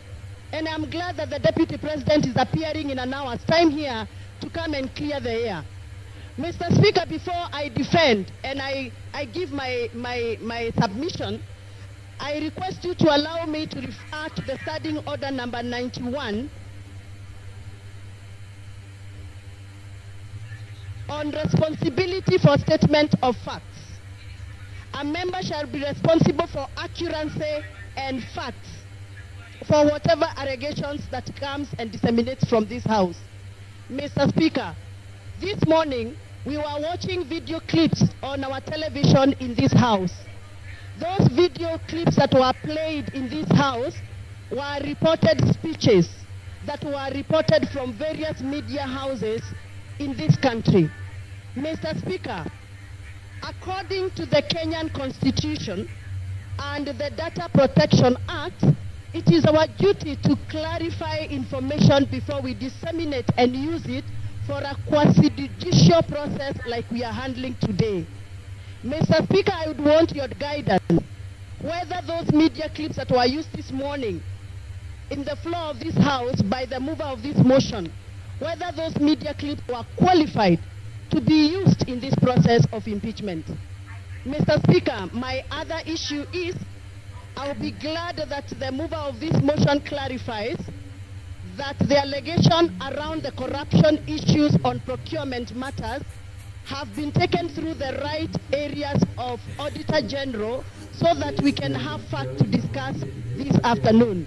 Otherwise, according to me, the allegations that have been tabled by the mover of these motions are mere mudslinging, they are hearsay, they are gossips, and they must stop. And Mr. Deputy President must continue working for this country with all the energy, with all the labor, and with all the love that he has had. And those that feel that Mr. Deputy President has been biased into Mount Kenya politics, please forgive us, but we must tell you, everybody has their home. The Deputy President comes from Mount Kenya, and every good thing starts from Jerusalem. Even Jesus had to start his good work from Jerusalem. We are the Jerusalem. We shall continue allowing the Deputy President to do the work he's been doing in Mount Kenya, even as he tries and attempts to work in other parts of this country. I have personally escorted the Deputy President in other areas outside Mount Kenya. I know Mr. Deputy President has tried. It is barely 2 years before Mr. Deputy President continues with his work. Please allow him space to work. 2 years are not sufficient. Even for the members in this house know very well, they have also not been able to do what they promised their voters during campaigns. We are all elected members here, and we know we made pledges, and 2 years are not sufficient for anybody to use that as a basis to judge anybody on the performance. I support that the Deputy President be given the opportunity to serve this country, and those that are attacking the Deputy President for working on behalf of the Mount Kenya region, they must also accept that everybody has a village where they come from, everybody has a home where they come from, and every good thing starts from Jerusalem, just like Jesus Christ did. Asanteni sana. And I refuse. The Deputy President is going nowhere. He's going to stay here to serve us as we gave him votes. Thank you very much. Thank you, Speaker. Thank you, Honorable Speaker, for giving me this opportunity to contribute to this very important motion. Mr. Speaker, an English saying goes that a sheep lives its entire life afraid of the wolf, only to be slaughtered and eaten by the shepherd. To the people of Mount Kenya, you know we are farmers. You know we have tea, we have coffee, we have milk, and that is the food crop that we rely on. Mr. Speaker, I happen to be elected as a director of KTDA, where we hold small-scale tea farmers and where we do business for the farmers. Mr. Speaker, we have had a problem, a huge problem, of monies being diverted to the said hotel in Kilifi. Last year, the money that was supposed to be going to distribute fertilizer, 53 million shillings, Mr. Speaker, was diverted to go to personal use at a hotel. Mr. Speaker, as we speak here, as we stand here, the people of Mount Kenya have been burning their tea bushes and factories because we have a glut in Mombasa that has been occasioned by the influence of the Deputy Speaker who was given, Deputy President who was charged with the responsibility of making sure that those people who voted the government in benefit and reap from their hard work and their sweat. Mr. Speaker, they will not see the hard-earned money that was supposed to go to their pockets because the Deputy President of the Republic of Kenya, after being charged with the responsibility of making sure that we have guaranteed minimum returns for those farmers, he continued to go and give guaranteed minimum returns to himself and to his family, to his children, to his spouse, and to his colleagues that we have seen they share companies with. Mr. Speaker, as we stand here, we have lost our milk industry. We have lost our coffee industry. You have seen that we have cooperatives where farmers are now stuck with their coffee. Because, again, the person who was charged with the responsibility of making sure that the sheep is safe is the one who went, took a knife, and ate the same sheep. Mr. Speaker, I know there might be some tension and people from the mountain feeling like everybody has been talking about the mountain, but even the mountain people are suffering, even us, because there's someone who just hides under the pretext that he's an honest man, he's he's a truthful man, but he's a truthful liar, Mr. Speaker. Therefore, I want to say this: the seat of the presidency is a symbol of unity in this country. And when the deputy president stands and accuses the NIS, like he did in Mombasa, we live in a community, and even the people who are in the intelligence sector live in a community. There is a community, a world community of intelligence. When you disparage such an office, such a high office that is supposed to make sure that you protect and give us protection in this country, Mr. Speaker, that to me is gross misconduct and it is impeachable. Mr. Speaker, when you go to State House and you say that you have put traps for some people not to access State House, yet they are members of this republic, yet they are people that we respect like Raila Odinga, Honorable Raila Odinga. Mr. Speaker, we say that we cannot continue like that because we had lived a very good life before this campaign started from 2022 when people say that we are going to vote not anymore along the tribal lines. But we have seen that we have someone who has been given position of power and he has decided to use it for his own personal aggrandizement. Mr. Speaker, the people who are watching the interview yesterday, they sat and asked, how is it that the people who are of age and people who've been doing business have not been able to access 600 million shillings in a bank? How many business people here have accessed 600 million shillings and what is their collateral? Mr. Speaker, you have had the deputy president lying in front of the television, saying that he has gotten this wealth from his brother, yet we know his brother has his heirs who are his sons and his widow, and those people are crying in Nyeri. The same way, people who are my members of parliament, my constituents like Uhuru Muigai Kenyatta, he's crying. His goats were eaten the other day in Roiro, and he's the one who sanctioned the eating of his goats. In fact, he then comes and lies to us that he has apologized to the president, to the former president, who is not in the country. Your time is up. Ken Chonga. Ken Chonga. Asante mstahiki Spika kwa kunipatia nafasi hii nichangie mswada huu ambao uko mbele ya bunge. Mstahiki Spika, mimi sijaokoka na nimesikia wenzangu kila wakichangia hapa wanataja sehemu fulani za Biblia ambazo kwamba zinaambatana na matamshi ambayo wanataka huko yazungumza, lakini kwa kweli kuna mbinguni na kuna hera. Nafikiria Rigathi Gachagua atakuwa kuni za kuchoma ambao watachomwa. Na kisa na sababu mstahiki Spika ni uongo ambao kwamba Deputy President ameujaza katika matamshi yake. Jana jioni nilichukua muda wangu mstahiki Spika kumsikiza hoja ile ambayo kwamba alikuwa analizungumzia. Ninashukuru kunipa nafasi hii kwa sababu mmoja kati ambaye aliguswa pale ni mimi.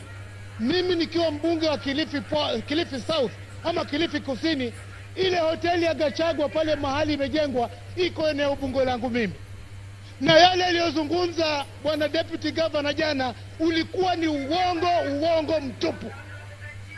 Deputy President, kitu cha kwanza, mstahiki Spika, wakati King Charles III alipokuja ndio aende atembelee kule chini Kuruwitu, alikuwa amekuja kwa mwaliko wa Kuruwitu Conservancy CBO, na wakati alipofika kwa Kuruwitu Conservancy CBO, mkutano ule haukuchukua zaidi ya dakika 30, akaenda Vipingo Ridge, ile barabara ambayo kwamba aliomba kwamba itengenezwe kwa sababu angetaka kuhifadhi Vipingo Kuruwitu Conservancy. Ile barabara haipitiki, lakini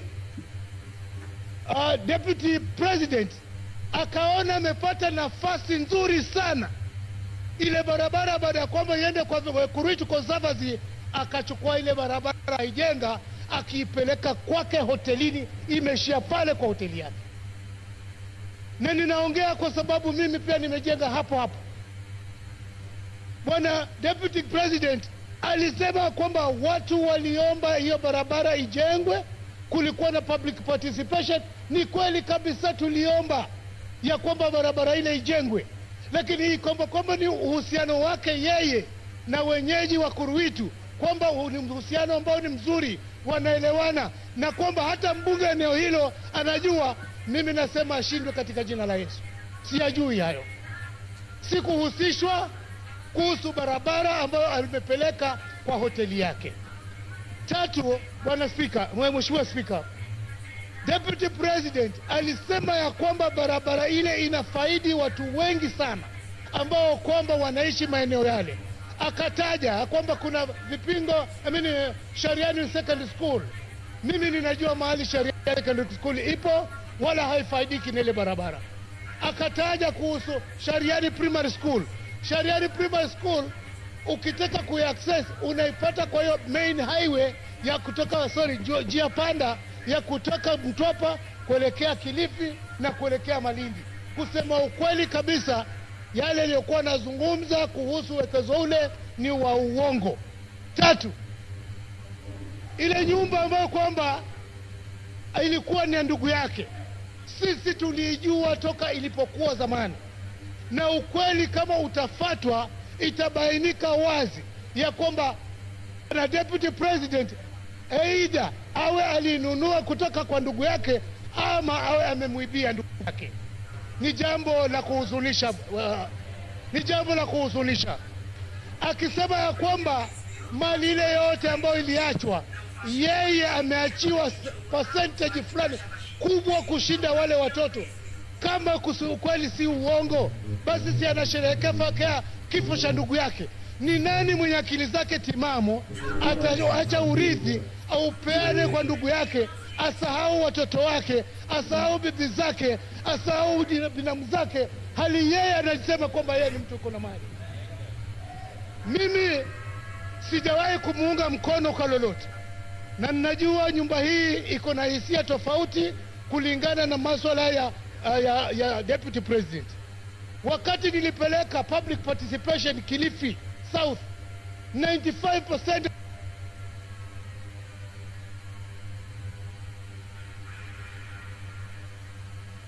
Give him 1 minute. Na asante sana mstahiki Spika, na asije akasema ya kwamba yeye alichaguliwa na watu sijui milioni 7. Na ukweli wa mambo ni kwamba sisi ambao tuko hapa kama wabunge, sisi ndio tuna represent wale watu ambao walitualika pale. Kwa hivyo asiseme kwamba sisi hatuna uwezo wa kutoa amri au mamlaka ya kwamba yeye agatuliwe mamlakani. Langu ninasihi, wakati umefika. Unajua Mungu akitaka kukumaliza hukuweka kichaa. Mimi sijasema kwamba Deputy President akona kichaa. Ninasema tu ya kwamba matamshi yake kama hata chunga yataelekeza kwamba tumshuku katika akili zake. Asante mstahiki Spika. Bashir.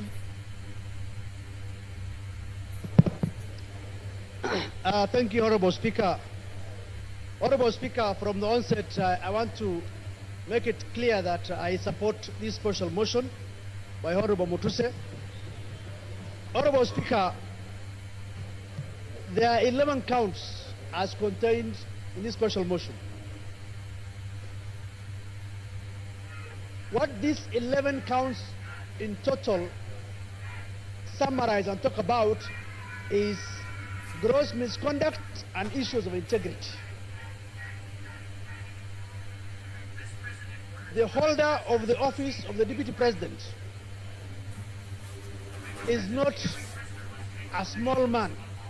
He is just a heartbeat away from the presidency.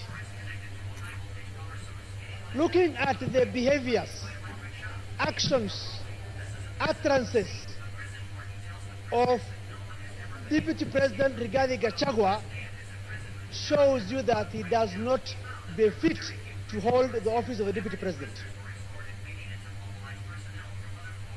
Honorable Speaker, time and again, His Excellency Rigathi Gachagua has been talking about Murima, Murima, Murima. But one thing I want people to know is that the same Murima has people who have been elected by the same representative and who are in this house representing the people of Mount Kenya. Rigathi Gachagua is not the sole representative of Mount Kenya. They have MPs, they have women reps, they have senators, they have governors. He is supposed to represent each and every part of this country called Kenya. Unfortunately, he doesn't understand that bit. Sometimes in July, in a well-attended press conference in Mombasa, His Excellency Rigathi Gachagua called for a press and attacked in bad faith the constitutional officers of the National Intelligence Services, and especially in the person of the Director General. Now look at this case. The Deputy President is a member of NSAC, the National Security Advisory Council. He sits in that council. If there are issues that he has with individuals running those institutions, the best place will have been that council. Now, you've been the Deputy President of the country. Instead of addressing matters in a perfect and constitutional manner, you address the press and taint the images of such officers, critical officers of security. That itself is quite unfortunate. Honorable Speaker, I listened to the press conference last night. One thing that perturbed me was the issue of His Excellency saying, I have gotten all these wealth from my brother. Now I'm asking myself, he doesn't have wealth of his own that he can tell the people? How come he is the one who gets more of the shares than the widows and the orphans?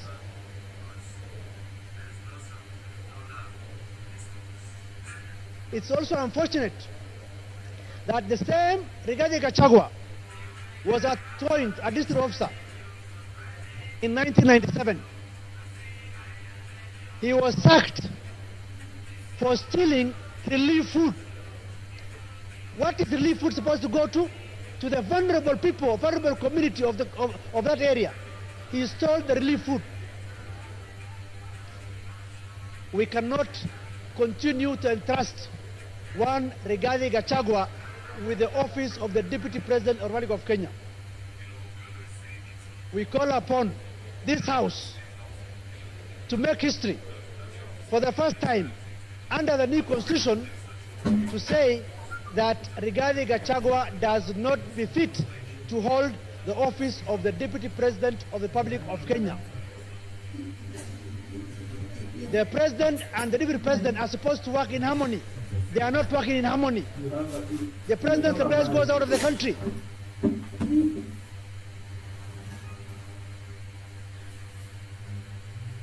Sorry. Ruth Odinga.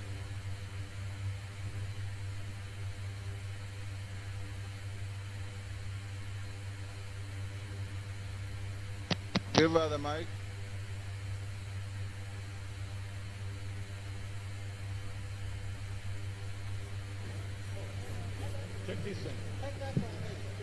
Thank you, Mr. Speaker, for giving me this opportunity.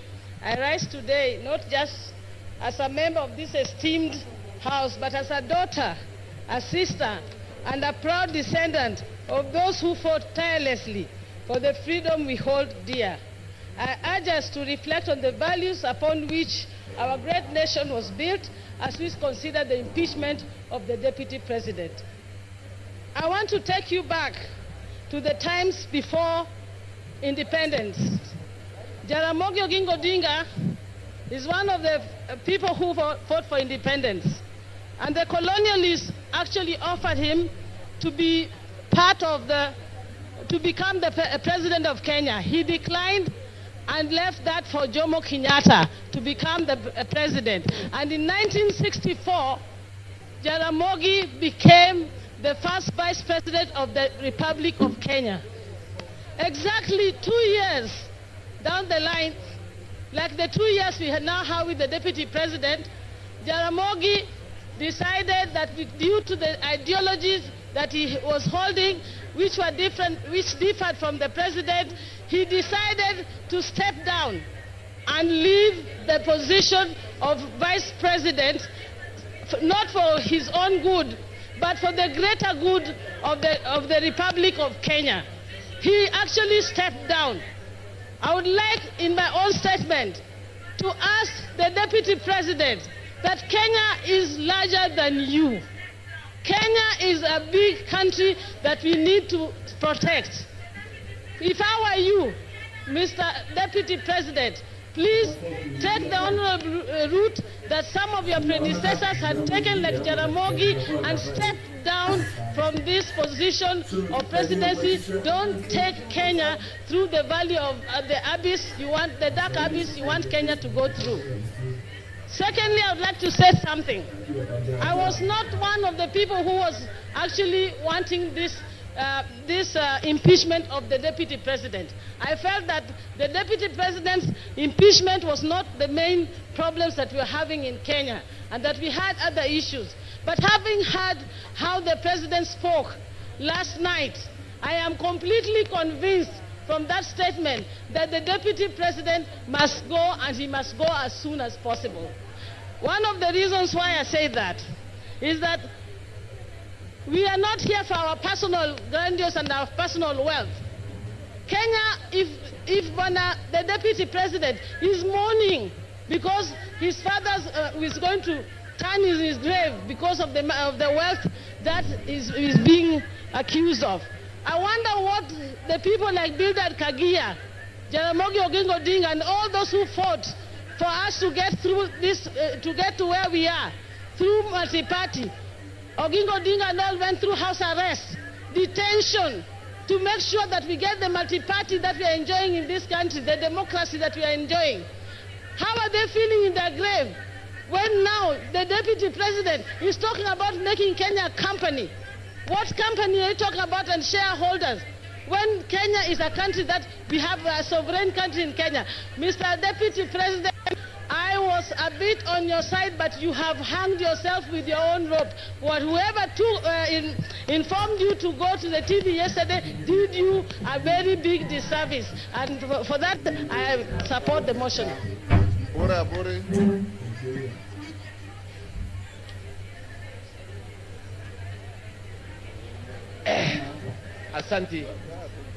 Asanti Bwana Spika kunipa nafasi hii.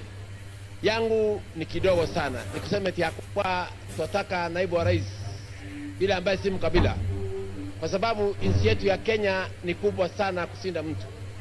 Tukiongea mambo ya mlima kule kwangu Tigania East, tuko katikati ya mlima. Lakini ukiangalia katika hii kitabu ambaye ukiangalia haya mashtaka yaliyo katika kitabu hii, ukiangalia ile mashtaka katika kitabu hii, ile zile kampani zote ziko hapa ni za Gachagua, bibi yake na watoto wake. Hakuna Mutigania, hakuna Mwegembe, hakuna Muimenti, hakuna Mluya. That means yeye mwenyewe alikuwa anatetea tumbo yake. Ndipo mimi niko hapa kusema eti ya kwamba sisi hatupembelezani. Sisi tunasema kwamba lazima aende nyumbani kwa sababu amekataa kuangalia mambo ya wananchi wa Kenya, na Kenya ni kubwa. Ingine ni hii, Mimi nimekaa kule East Africa Community kipindi ya miaka 5. Nilikuwa na Jematia ambaye ni dada yangu. Katika kipindi ya miaka 5 sijawahi kusikia Jematia akiwa ni malaya, lakini naibu wa rais alisimama akasema kwamba Jematia ni malaya. Ya kwamba mimi nikiwa Mporo Mtwabori na support naibu wa rais aende nyumbani. Asante sana. Thank you. Women Rep Busia.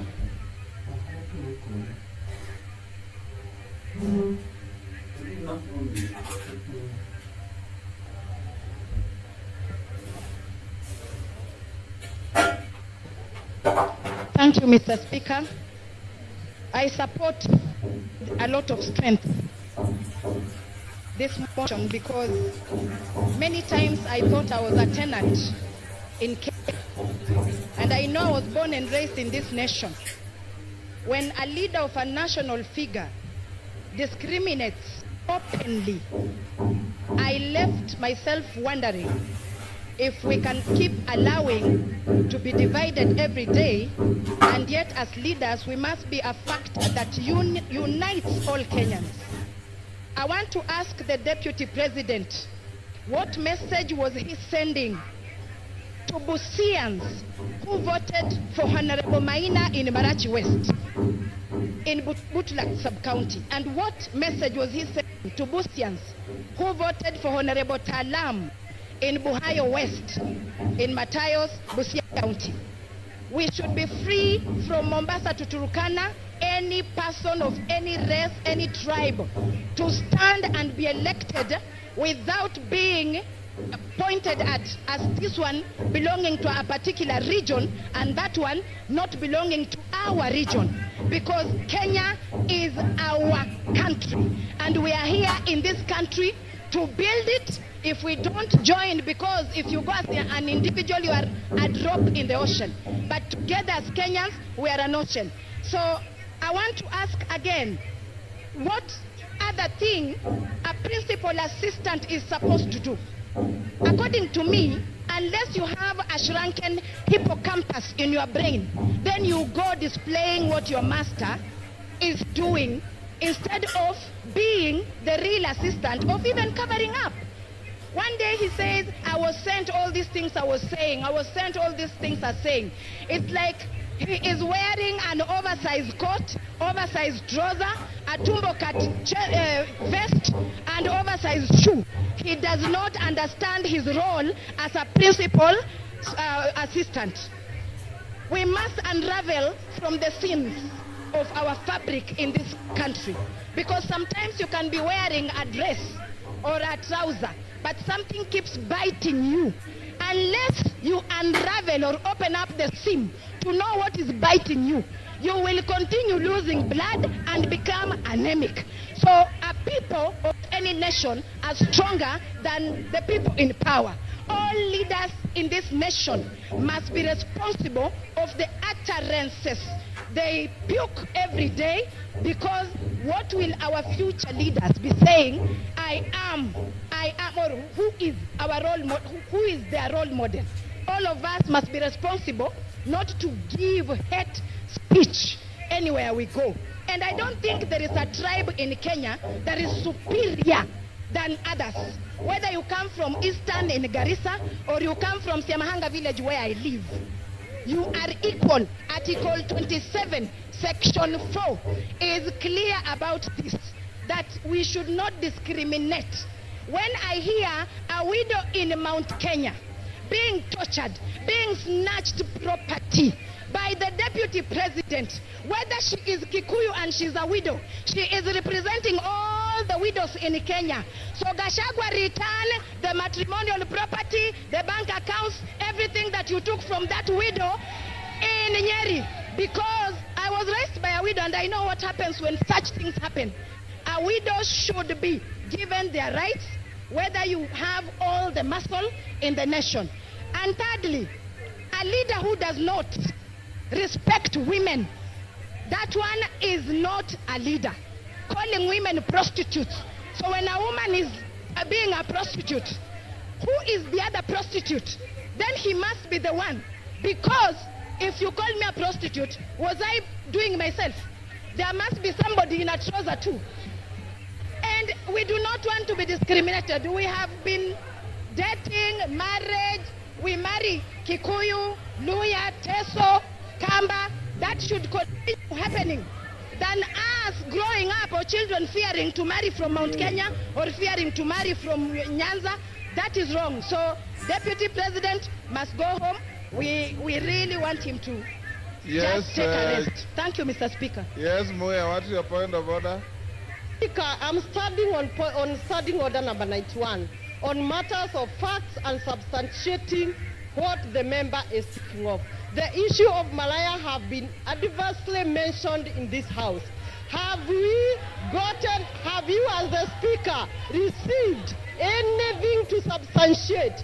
Honorable Speaker, it is on record that the Deputy Speaker, the Deputy President has been cruising the whole country, campaigning for the same women, especially in Mount Kenya where he was assigned.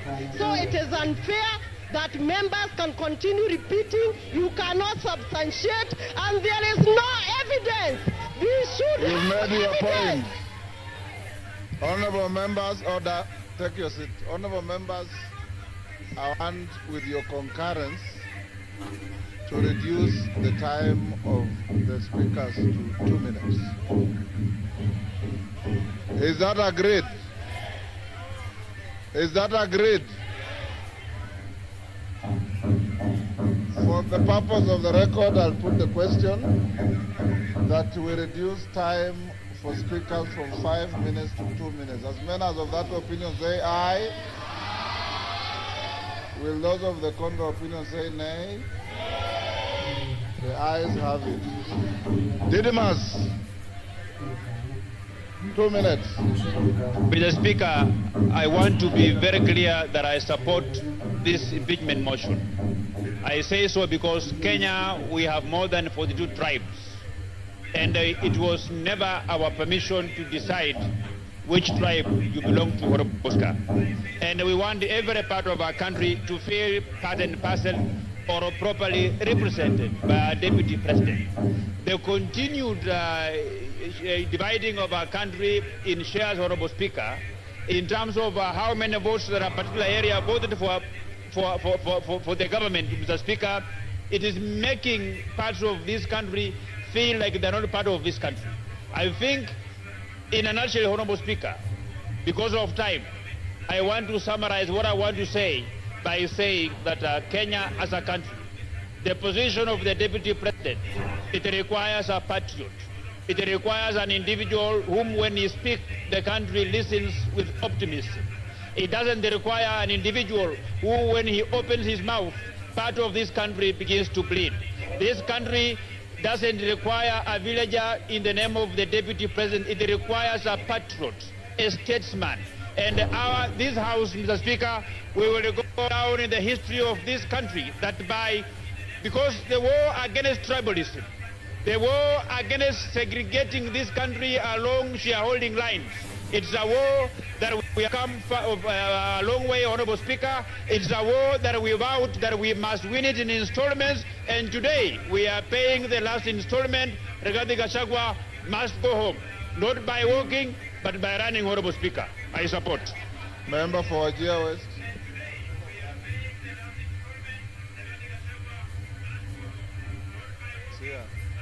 Thank you, Mr. Speaker, for giving me this opportunity. First, I rise, Mr. Speaker, reluctantly but firmly in support of all the articles of this motion. Mr. Speaker, I say reluctantly because of the following reasons.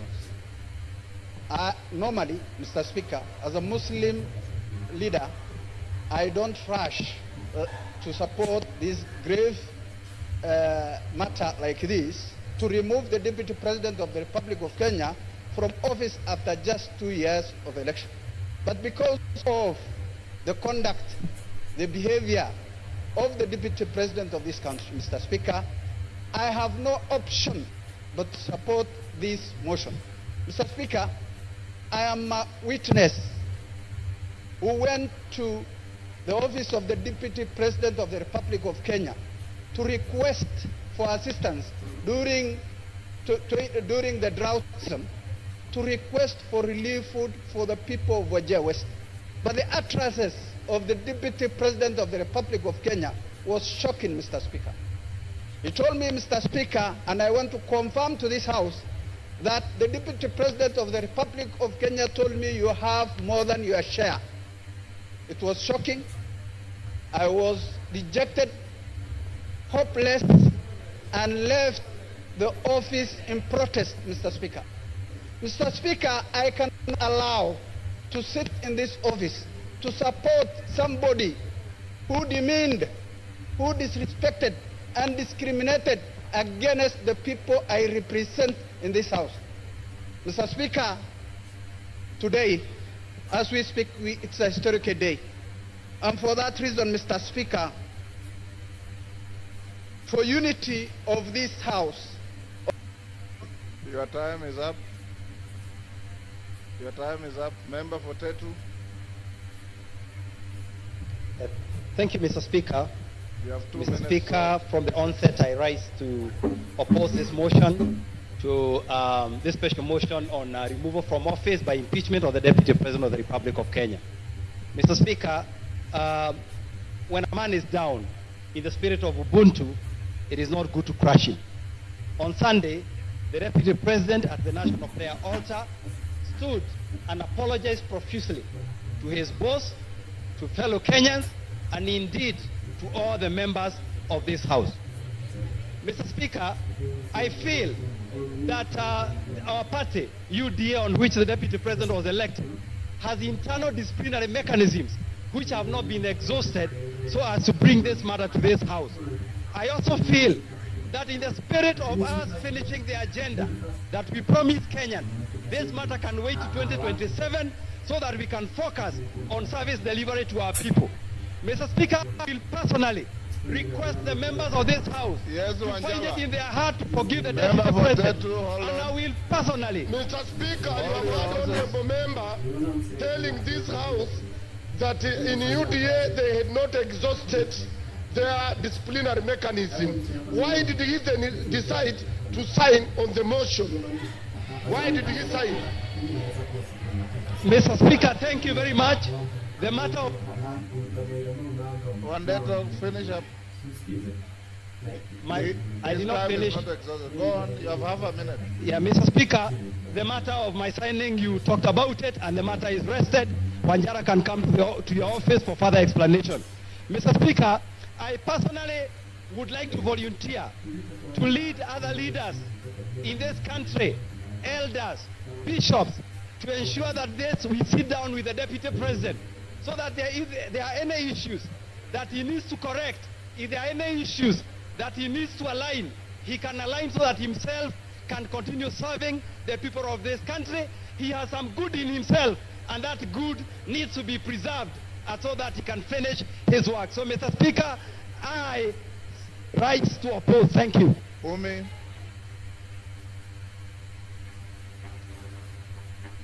You have 2 minutes. Thank you, Mr. Speaker. I rise to support the motion of impeachment because of many reasons. Mr. Speaker, as a young person and as a representative of the House for the Youth, I wonder how many young people of this country can walk into a bank and access a loan of 600 million shillings without any guarantees of any sort. Mr. Speaker, this is a representation of impunity. The Deputy President stood before the media yesterday as a national leader to defend his children. I respect that he stood to defend his children, but how many children of this country has he given a chance for them to access the same benefits? Myself included, I cannot access a loan of that amount of money. Mr. Speaker, this impeachment motion is not just an impeachment because of difference of ideology, but it will be a symbol of democracy for our country, that people who abuse their powers can go home, regardless of whatever position they hold. Mr. Speaker, I come from Garissa County. We lost residents from my county at an accident as they were accessing to cross a river because of the flood scandal. Mr. Speaker, out of the 10 billion shillings that he had under his pocket, he only gave us 48 million shillings. and disappeared and never showed up again. Mr. Speaker, what can 48 million shillings do for people who are suffering? Mr. Speaker, he did not even step in Wajir and Mandera. This is a deputy president of the whole country. I support the impeachment. He must go home and create a room for other people to get that position. Maybe it's time for other regions to be deputies so that we can get the same benefits. Mr. Speaker, I can even do a good job myself. Mr. Speaker. Your time is up, Jen Kagiri.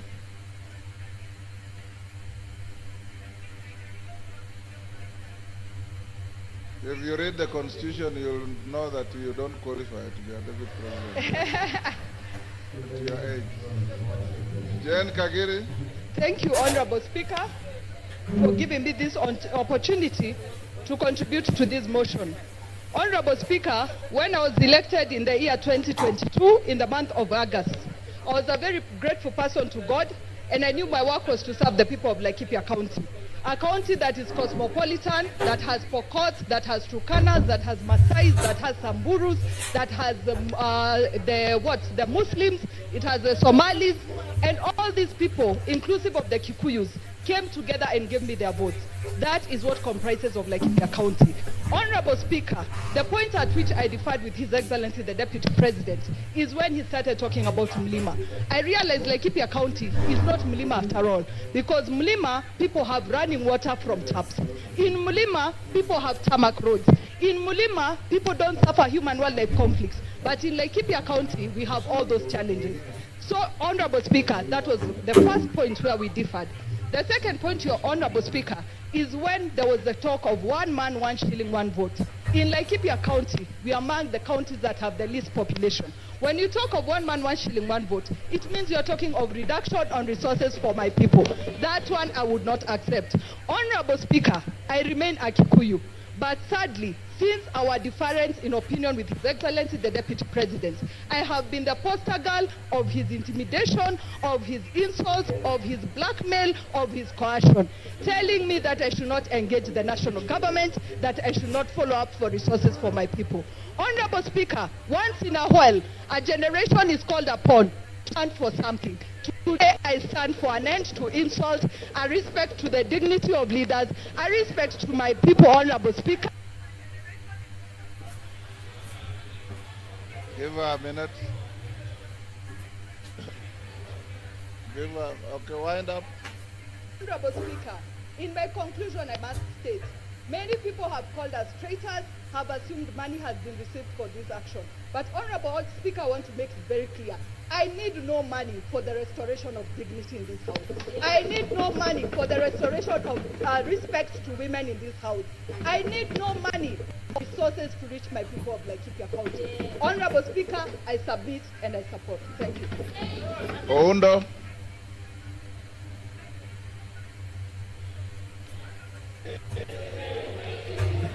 Honorable Speaker, thank you for this opportunity. Honorable Speaker, my attention is drawn to Article 125 of the Constitution. And Article 125 of the Constitution makes reference to the effect that any matter before that the Parliament has got the same powers as High Court. Out of that, Honorable Speaker, then I'm left to look at the evidence presented by my good friend Honorable Mutuse and wonder, does it really meet the threshold of any form of evidence as required as required at the High Court? Honorable Speaker, I have looked at the various options or breaches that constitute impeachment: gross violation, crime, gross misconduct, and so many other things, Honorable Speaker. I'm at pain, Honorable Speaker, going through this to find anything that has been proved beyond reasonable doubt to move this House, Honorable Speaker, to take such a drastic action. Considering, Honorable Speaker, these are people elected under Article 148, and the framers of the new Constitution, Honorable Speaker, deliberately inserted Article 148 to avoid the kind of abuse that had been there in the past. Honorable Speaker, if we get to this level, Honorable Speaker, if we get to this level, everybody will be left wondering, what is the role of Parliament in protecting the Constitution? Honorable Speaker, and I want to rephrase Luke 23, verse 4. I find no case against this. Ruku. He didn't ask for it. Ruku. Didn't ask for any addition. Thank you, Mr. Speaker. Thank you, Mr. Speaker. Mr. Speaker, from onset, I rise to support this motion. Mr. Speaker, when I'm standing here, I'm thinking about the children of the most remote places in the Republic of Kenya.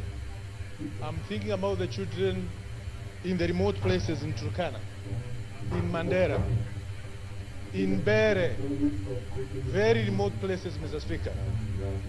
It reminds me on Article 10 of our Constitution, which talks about the national values and principles of governance. And one of the principles which is enshrined in our Constitution, Mr. Speaker, is protection of the marginalized. We have seen the Deputy President of the Republic of Kenya, who in many occasions has forgotten that he represents even the most marginalized places, corners of our country. That the numbers of these small communities in the Republic, we have the right, just like any other big community in our Republic. We have seen the smirk, the arrogance, the contempt which the Deputy President of the Republic has to the minority groups in the Republic of Kenya. And coming from a marginalized community, a community which has been marginalized from 1963, Mr. Speaker, I want to state here and now that it's high time we sanitize the office of the Deputy President. Mr. Speaker, last week on Sunday... Your time is up. Your time is up. Irene Mayaka. Thank you, Honorable Speaker. Honorable Speaker, I also stand to support the motion by my good brother, the Honorable Mutuse, in impeaching the person of the Deputy President of Kenya. Honorable Speaker, under unwarranted discrimination, in contravention of Article 27, Part 3 and 4 of the Constitution, the Deputy President has in so many occasions expressed that he only considers people he considers shareholders. Honorable Speaker, on the two occasions that the Deputy President came to Busiland, on the first occasion while addressing leaders, he told us that the reason why, as Kisses, we should not demand for more things from the government is because we always vote for Mutu wa kitendawili, to quote him. On the second occasion, the Honorable Deputy President told us that siku hizi wa Kisii tumejaa jela kushinda wa Kikuyu. I'm wondering, Honorable Speaker, when did he do the statistics to note that sisi kama wa Kisii, we are the most criminals in this country? And Honorable Speaker, as I finish, I just want to remind the Deputy President. Yesterday, he spent a lot of time reminding us that he is an orphan. And yet he forgot that there is one orphan that the Deputy President kept saying that he has put for him Mitego in State House. The Honorable Deputy President forgets that even the Right Honorable Raila Amolo Odinga is an orphan. Why did he forget that he was putting for him Mutego? I just want to tell the Deputy President that because of the utterances that you make against people of Kenya, you must go, and you will go home. I thank you.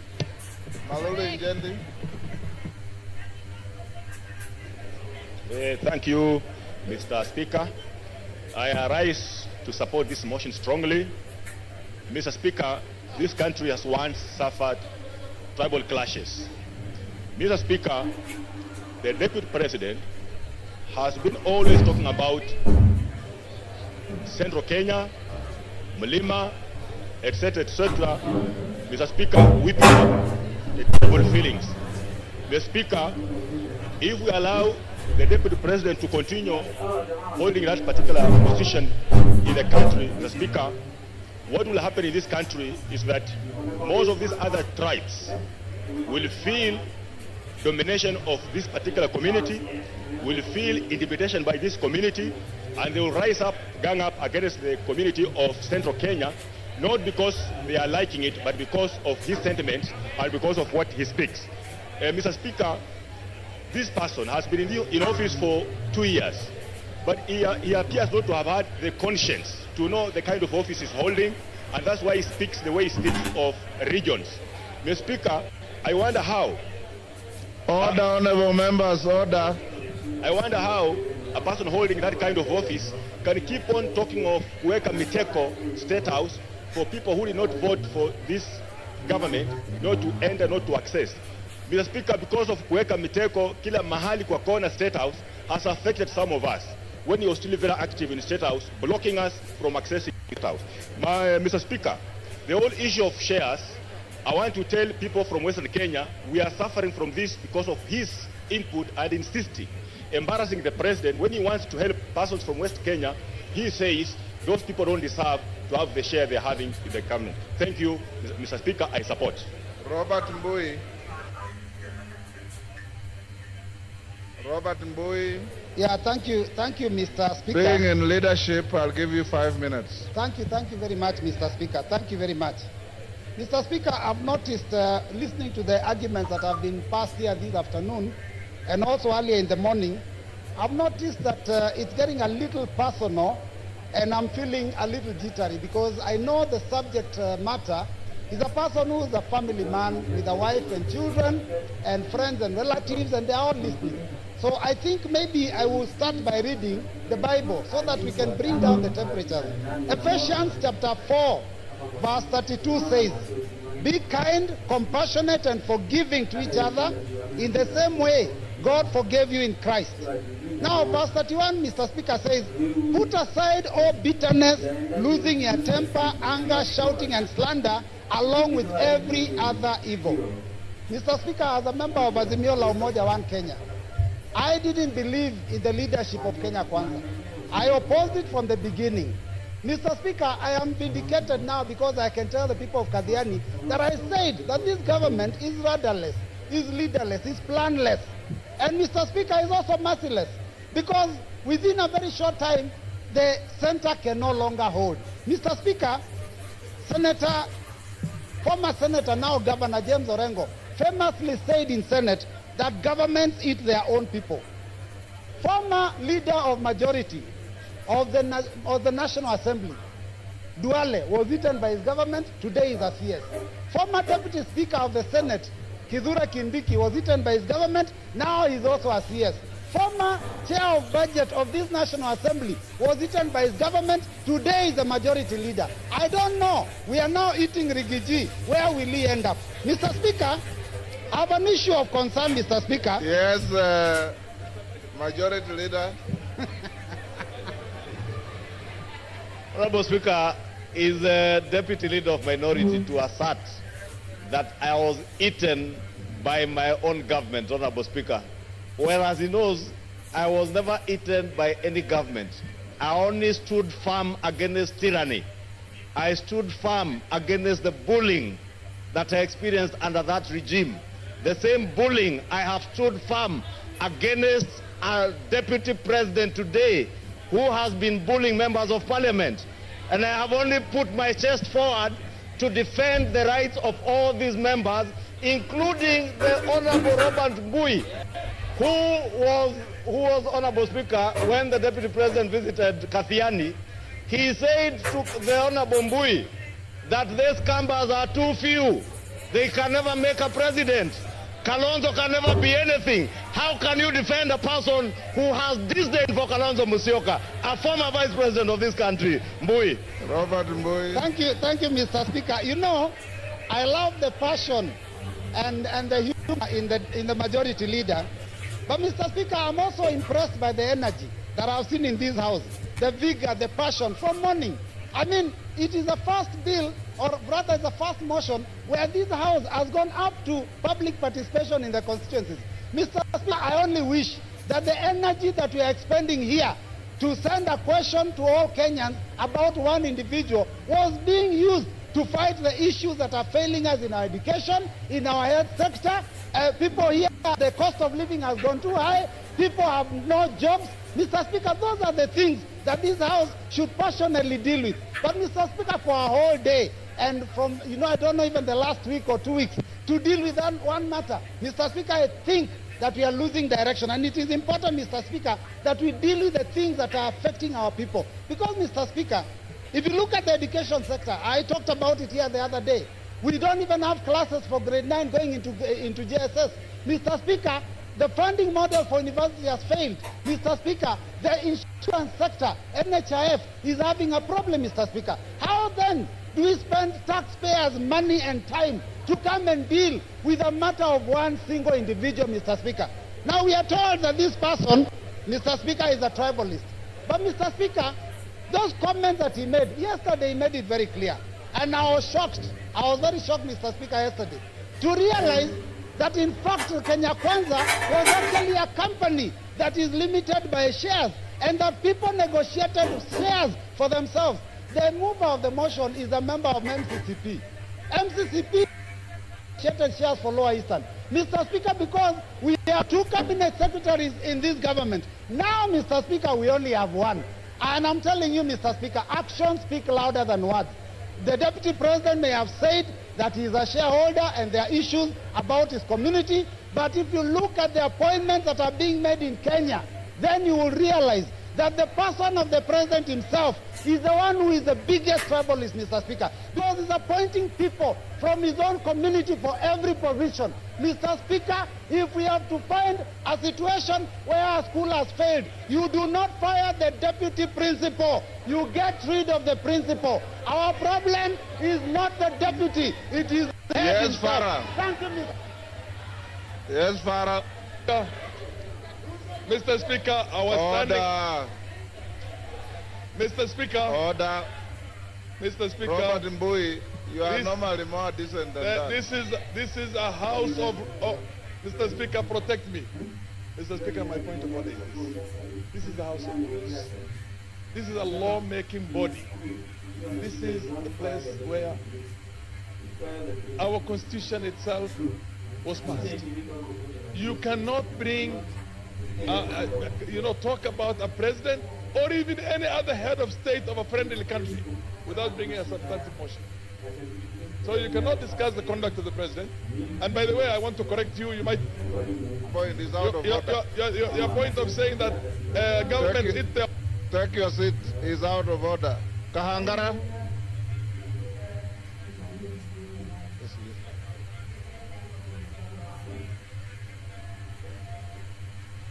Honorable Kahangara.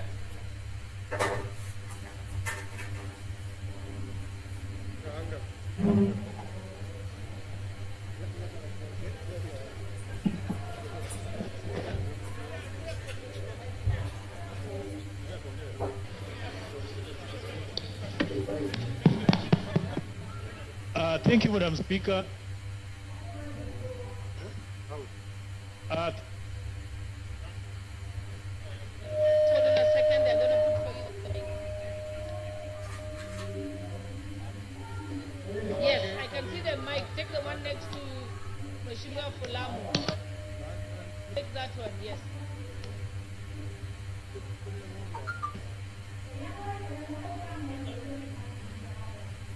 He's going to the one you've given him.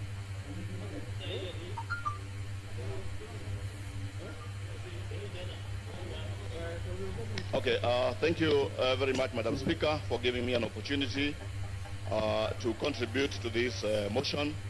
And I want to say that from the onset, I am in support of the motion, the special motion for the impeachment of the Deputy President of the Republic of Kenya. Madam Speaker, let me say that this country, Kenya, is a country that is led by a constitution, by laws, and a country that is led by of democracy.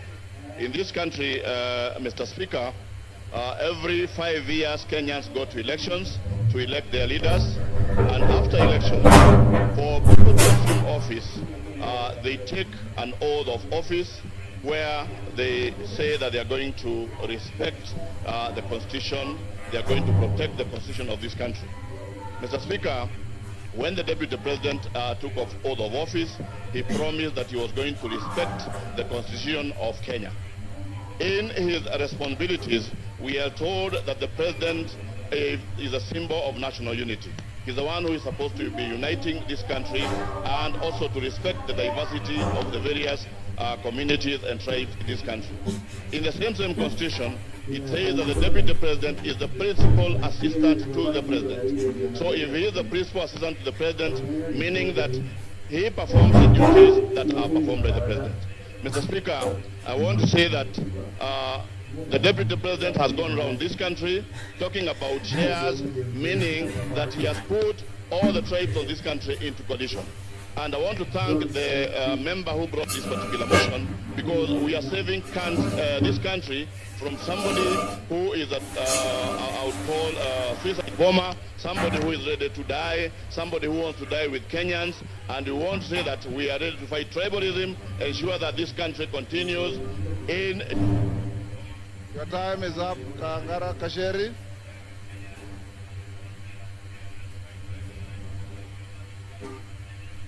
Give Honorable Njeri the mic.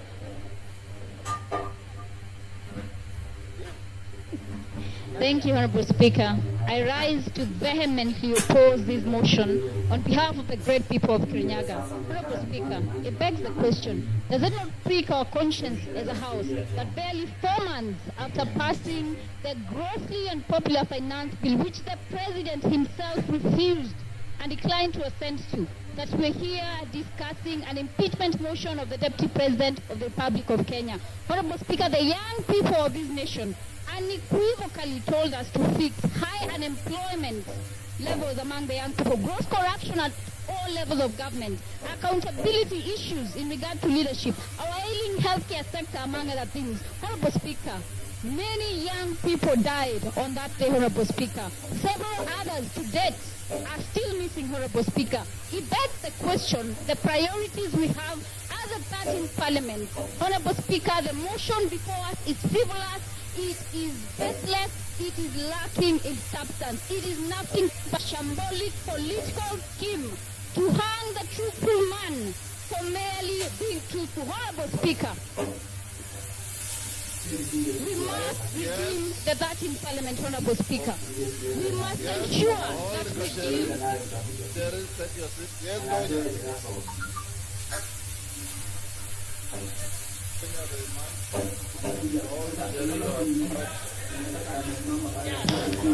Thank you, Mr. Speaker. This Honorable Gachagua in order to bring things which are fast, like the finance bill, when we are discussing about the impeachment motion. Gachagua is my friend, but this one you are wrong, my dear. We are discussing about the impeachment of Gachagua, not finance bill. Let the foregone be the foregone. Honorable Speaker, I would want the Honorable Member, who is my very good friend, to point what standing order she rose on and what standing order can ensure that I do not speak on matters that have been controverted and that are public information, Honorable Speaker. We passed the finance bill, Honorable Speaker. It is a matter of fact. Even if you boo me, I will speak. The young people of this nation deserve more. They want jobs. They want healthcare sorted. The impeachment of the Deputy President is a sham political process. Order. In silence and dignity. But Jerry, your time is up. Women rep of Migori. Yes, Wanjala. What is out of order? Give Wanjala. Thank you, Mr. Speaker. Mr. Speaker, the person who is accused, whom we are debating, was supposed to be here by 5. It is 7 minutes past 5. He actually is. Mr. Speaker, can we bar him from coming because he's late? Wanjala, he's already here. Yes. Migori women rep. Give to Fatuma.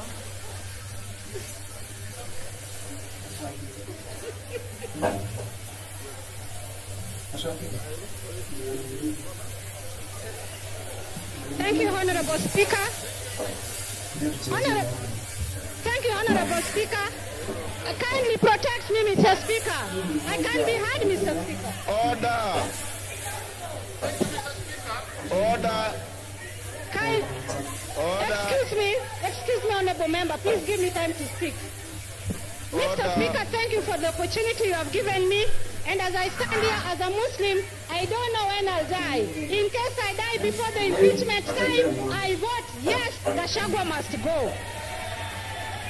Mr. Speaker, I will take you to the Bible, Proverbs 23:10, verse 11.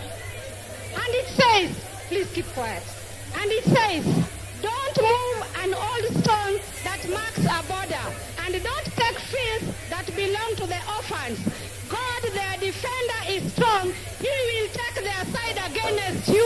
I want Gachagua to know, the former deputy president of Kenya should know, that when you touch anything of the orphans, it's not Kenya Kwanza, it is not Azimio, but it is God Almighty that will pull the fire on you. I will return to the Quran. The Holy Quran in Surah An-Nisa said, surely those who eat up property of the orphans unjustly, they only eat fire into their bellies, and soon they will enter a blazing fire. I am telling the former deputy president of Kenya that you have eaten fire into your belly, and the fire will surely burn you. Mr. Speaker, as I finish, Mr. Speaker, I have heard that the deputy president has 21 lawyers. How much does the deputy president earn to have 21 lawyers? And I understand each lawyer is paid 10 million. And I'm telling Kenyans, it is your taxpayers' money. Your time is up. Rueda. Honorable members, we are coming to an end. Order, honorable members. I've given the floor to members for Lamu East. Asante Bwana Spika. Bwana Spika, umoja wa taifa ni muhimu sana, na vile ilivyofanyika na naibu wa rais ilionekana kwamba hakuna umoja. Nataka ieleweke kwamba watu wa mlima wanaishi sehemu zingine. Kule kwangu Kiunga niko na watu wa mlima, na kile wanachoona zaidi ni sand dunes. Hawaoni mlima, wanaona bahari. Nataka niseme ile kuzungumzia kuhusu NIS ilikuwa ni grave mistake. Wamekosea sana. Afadhali angetaja Nurdin kama ako na shida naye kuliko institution ya NIS. Ni kutufanya sisi tukae dhaifu katika maadui zetu. Kwa mfano Al-Shabaab wataona vipi sisi kama tuko weak. Ingine nasema, ukiwa unatukana mwanamke, na tena hii ikuwe kwa mtu yoyote, yule anatukana mwanamke ajue mwanamume yote anatukana mwanamke, mashimo yako 7 kwa kila mtu alioumbwa. Wanaume wanayo, wanawake wanayo. Kama ni malaya basi ni wote wanaweza kutumia kwa malaya. Hii jina ya malaya nimechoka kusikia. Ingine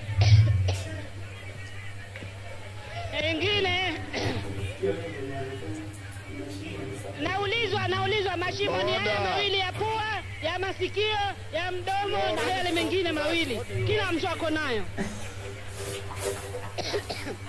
Ingine nataka niseme, sisi tunafundishwa Kiislamu kuheshimu wajane na mayatima. Ikiwa kuna mtu haiheshimu majane na mayatima, basi hairuhusiwi kidini yetu. Asante Bwana Spika. Order. Member for Kitupiri, let your seat. Yes, member. Honorable Speaker, thank you for this. The mood in the House is such that it's already. And Honorable Speaker, it's my plea to you that the country is weak. We move to the next stage so that we may hear the Deputy President speak. Remember, this is a motion which has timelines. Thank you, Honorable Speaker. Order, members. If you listen to the Speaker, we can call out member for Lamu East. I said she was going to be the last one on this. So she is indeed the last one on this. The interaction on the motion. Order. Order, members. The interaction of members on the motion has been very, very intense. Order, honorable members. Member for Machakos, keep your cool, mommy. Keep your cool. Yes, keep your cool. The members who have spoken are many. It is not possible for each and every one of us to speak to this motion. For those who have spoken, I appreciate you for your tremendous industry for and against the motion. Now His Excellency the Deputy President is in the chamber and he is accompanied, I believe, by his legal team or assistants. We will now move to the next stage. You remember I had advised the House Order Joyce Kamene.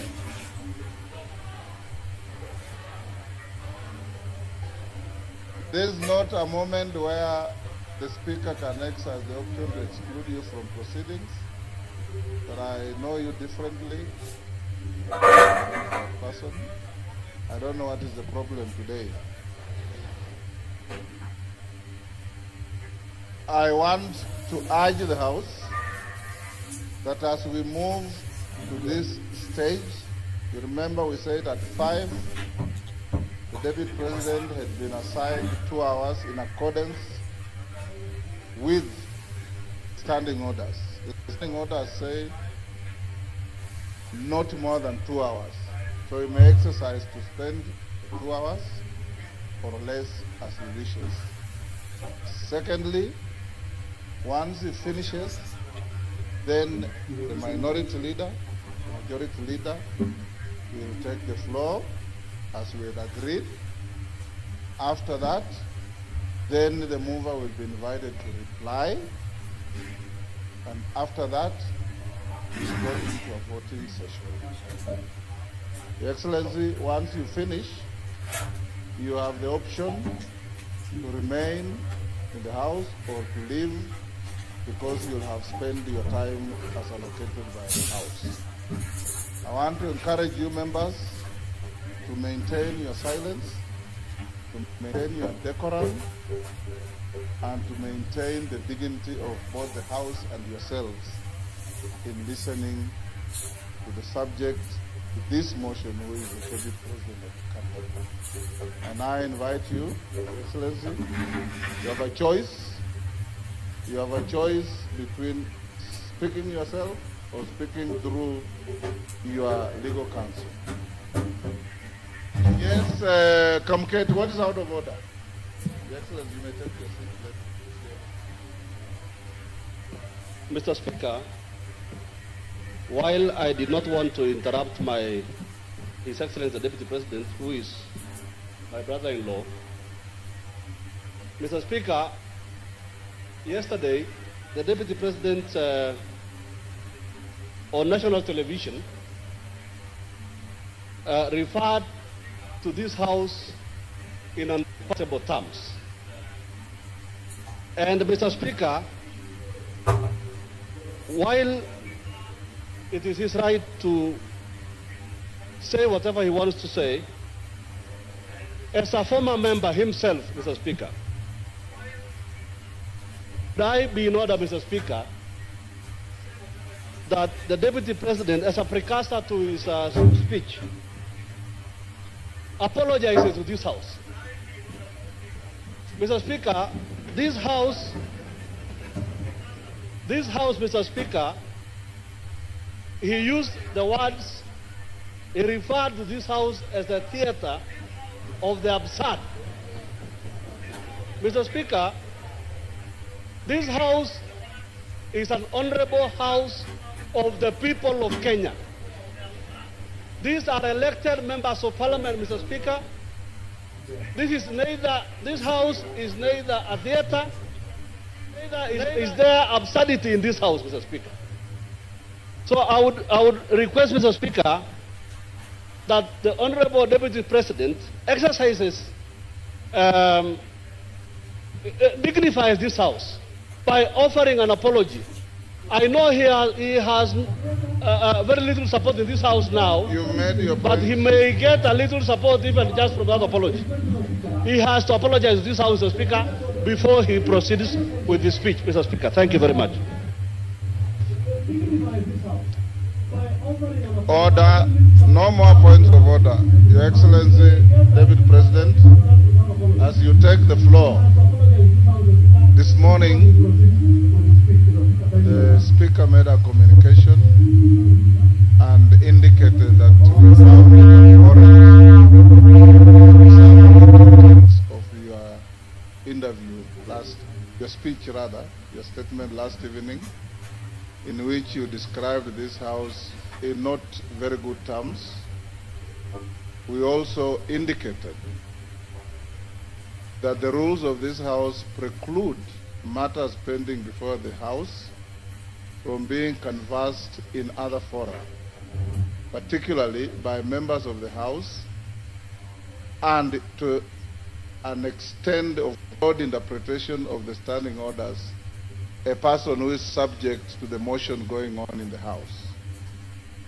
It is spilled milk, it's water under the bridge. You said what you said, but it is only fair that, being an immediate former member of this house, that you exercise your conscience to hold as to whether this is a theater of the absurd or is an honorable National Assembly of the Republic of Kenya. You may start by addressing that. Thank you very much, Honorable Speaker. And thank you, the honorable members present, for according me this opportunity to prosecute the matter before us. Mr. Speaker, sir, I have tremendous respect for this great institution, having served here for 5 years between 2017 and 2022, and I appear here in a very nostalgic moment that I'm back in the house where I stayed for 5 years, despite the fact that I've come under difficult circumstances. Mr. Speaker,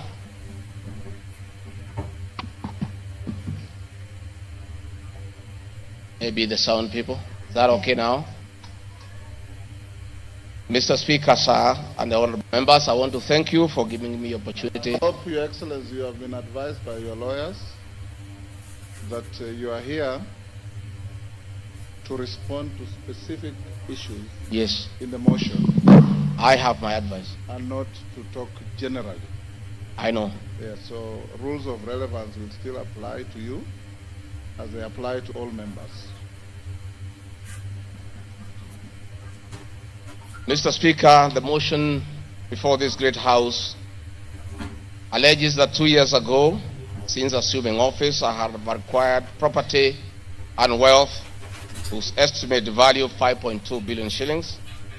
A significant number of properties to which this sum of 5.2 billion is erroneously and maliciously attached belonged to my late brother, the late Honorable James Gachagua, and as demonstrated by his will, a copy of which is attached. The fact as follows. Olive Garden, my response. The allegations that I own the Olive Garden Hotel is false. Truth is that Olive Garden Hotel used to belong to my deceased brother, the late Honorable James Gachagua, and therefore has never been my property. This is information that most of you may be aware of in public domain. Upon his demise, my late brother left a will in which, in his recognition that I can take care of his family, he appointed me as one of the executors of his estate. In the said will, my late brother directed that the hotel should be sold, among other properties, and proceeds distributed as per the will.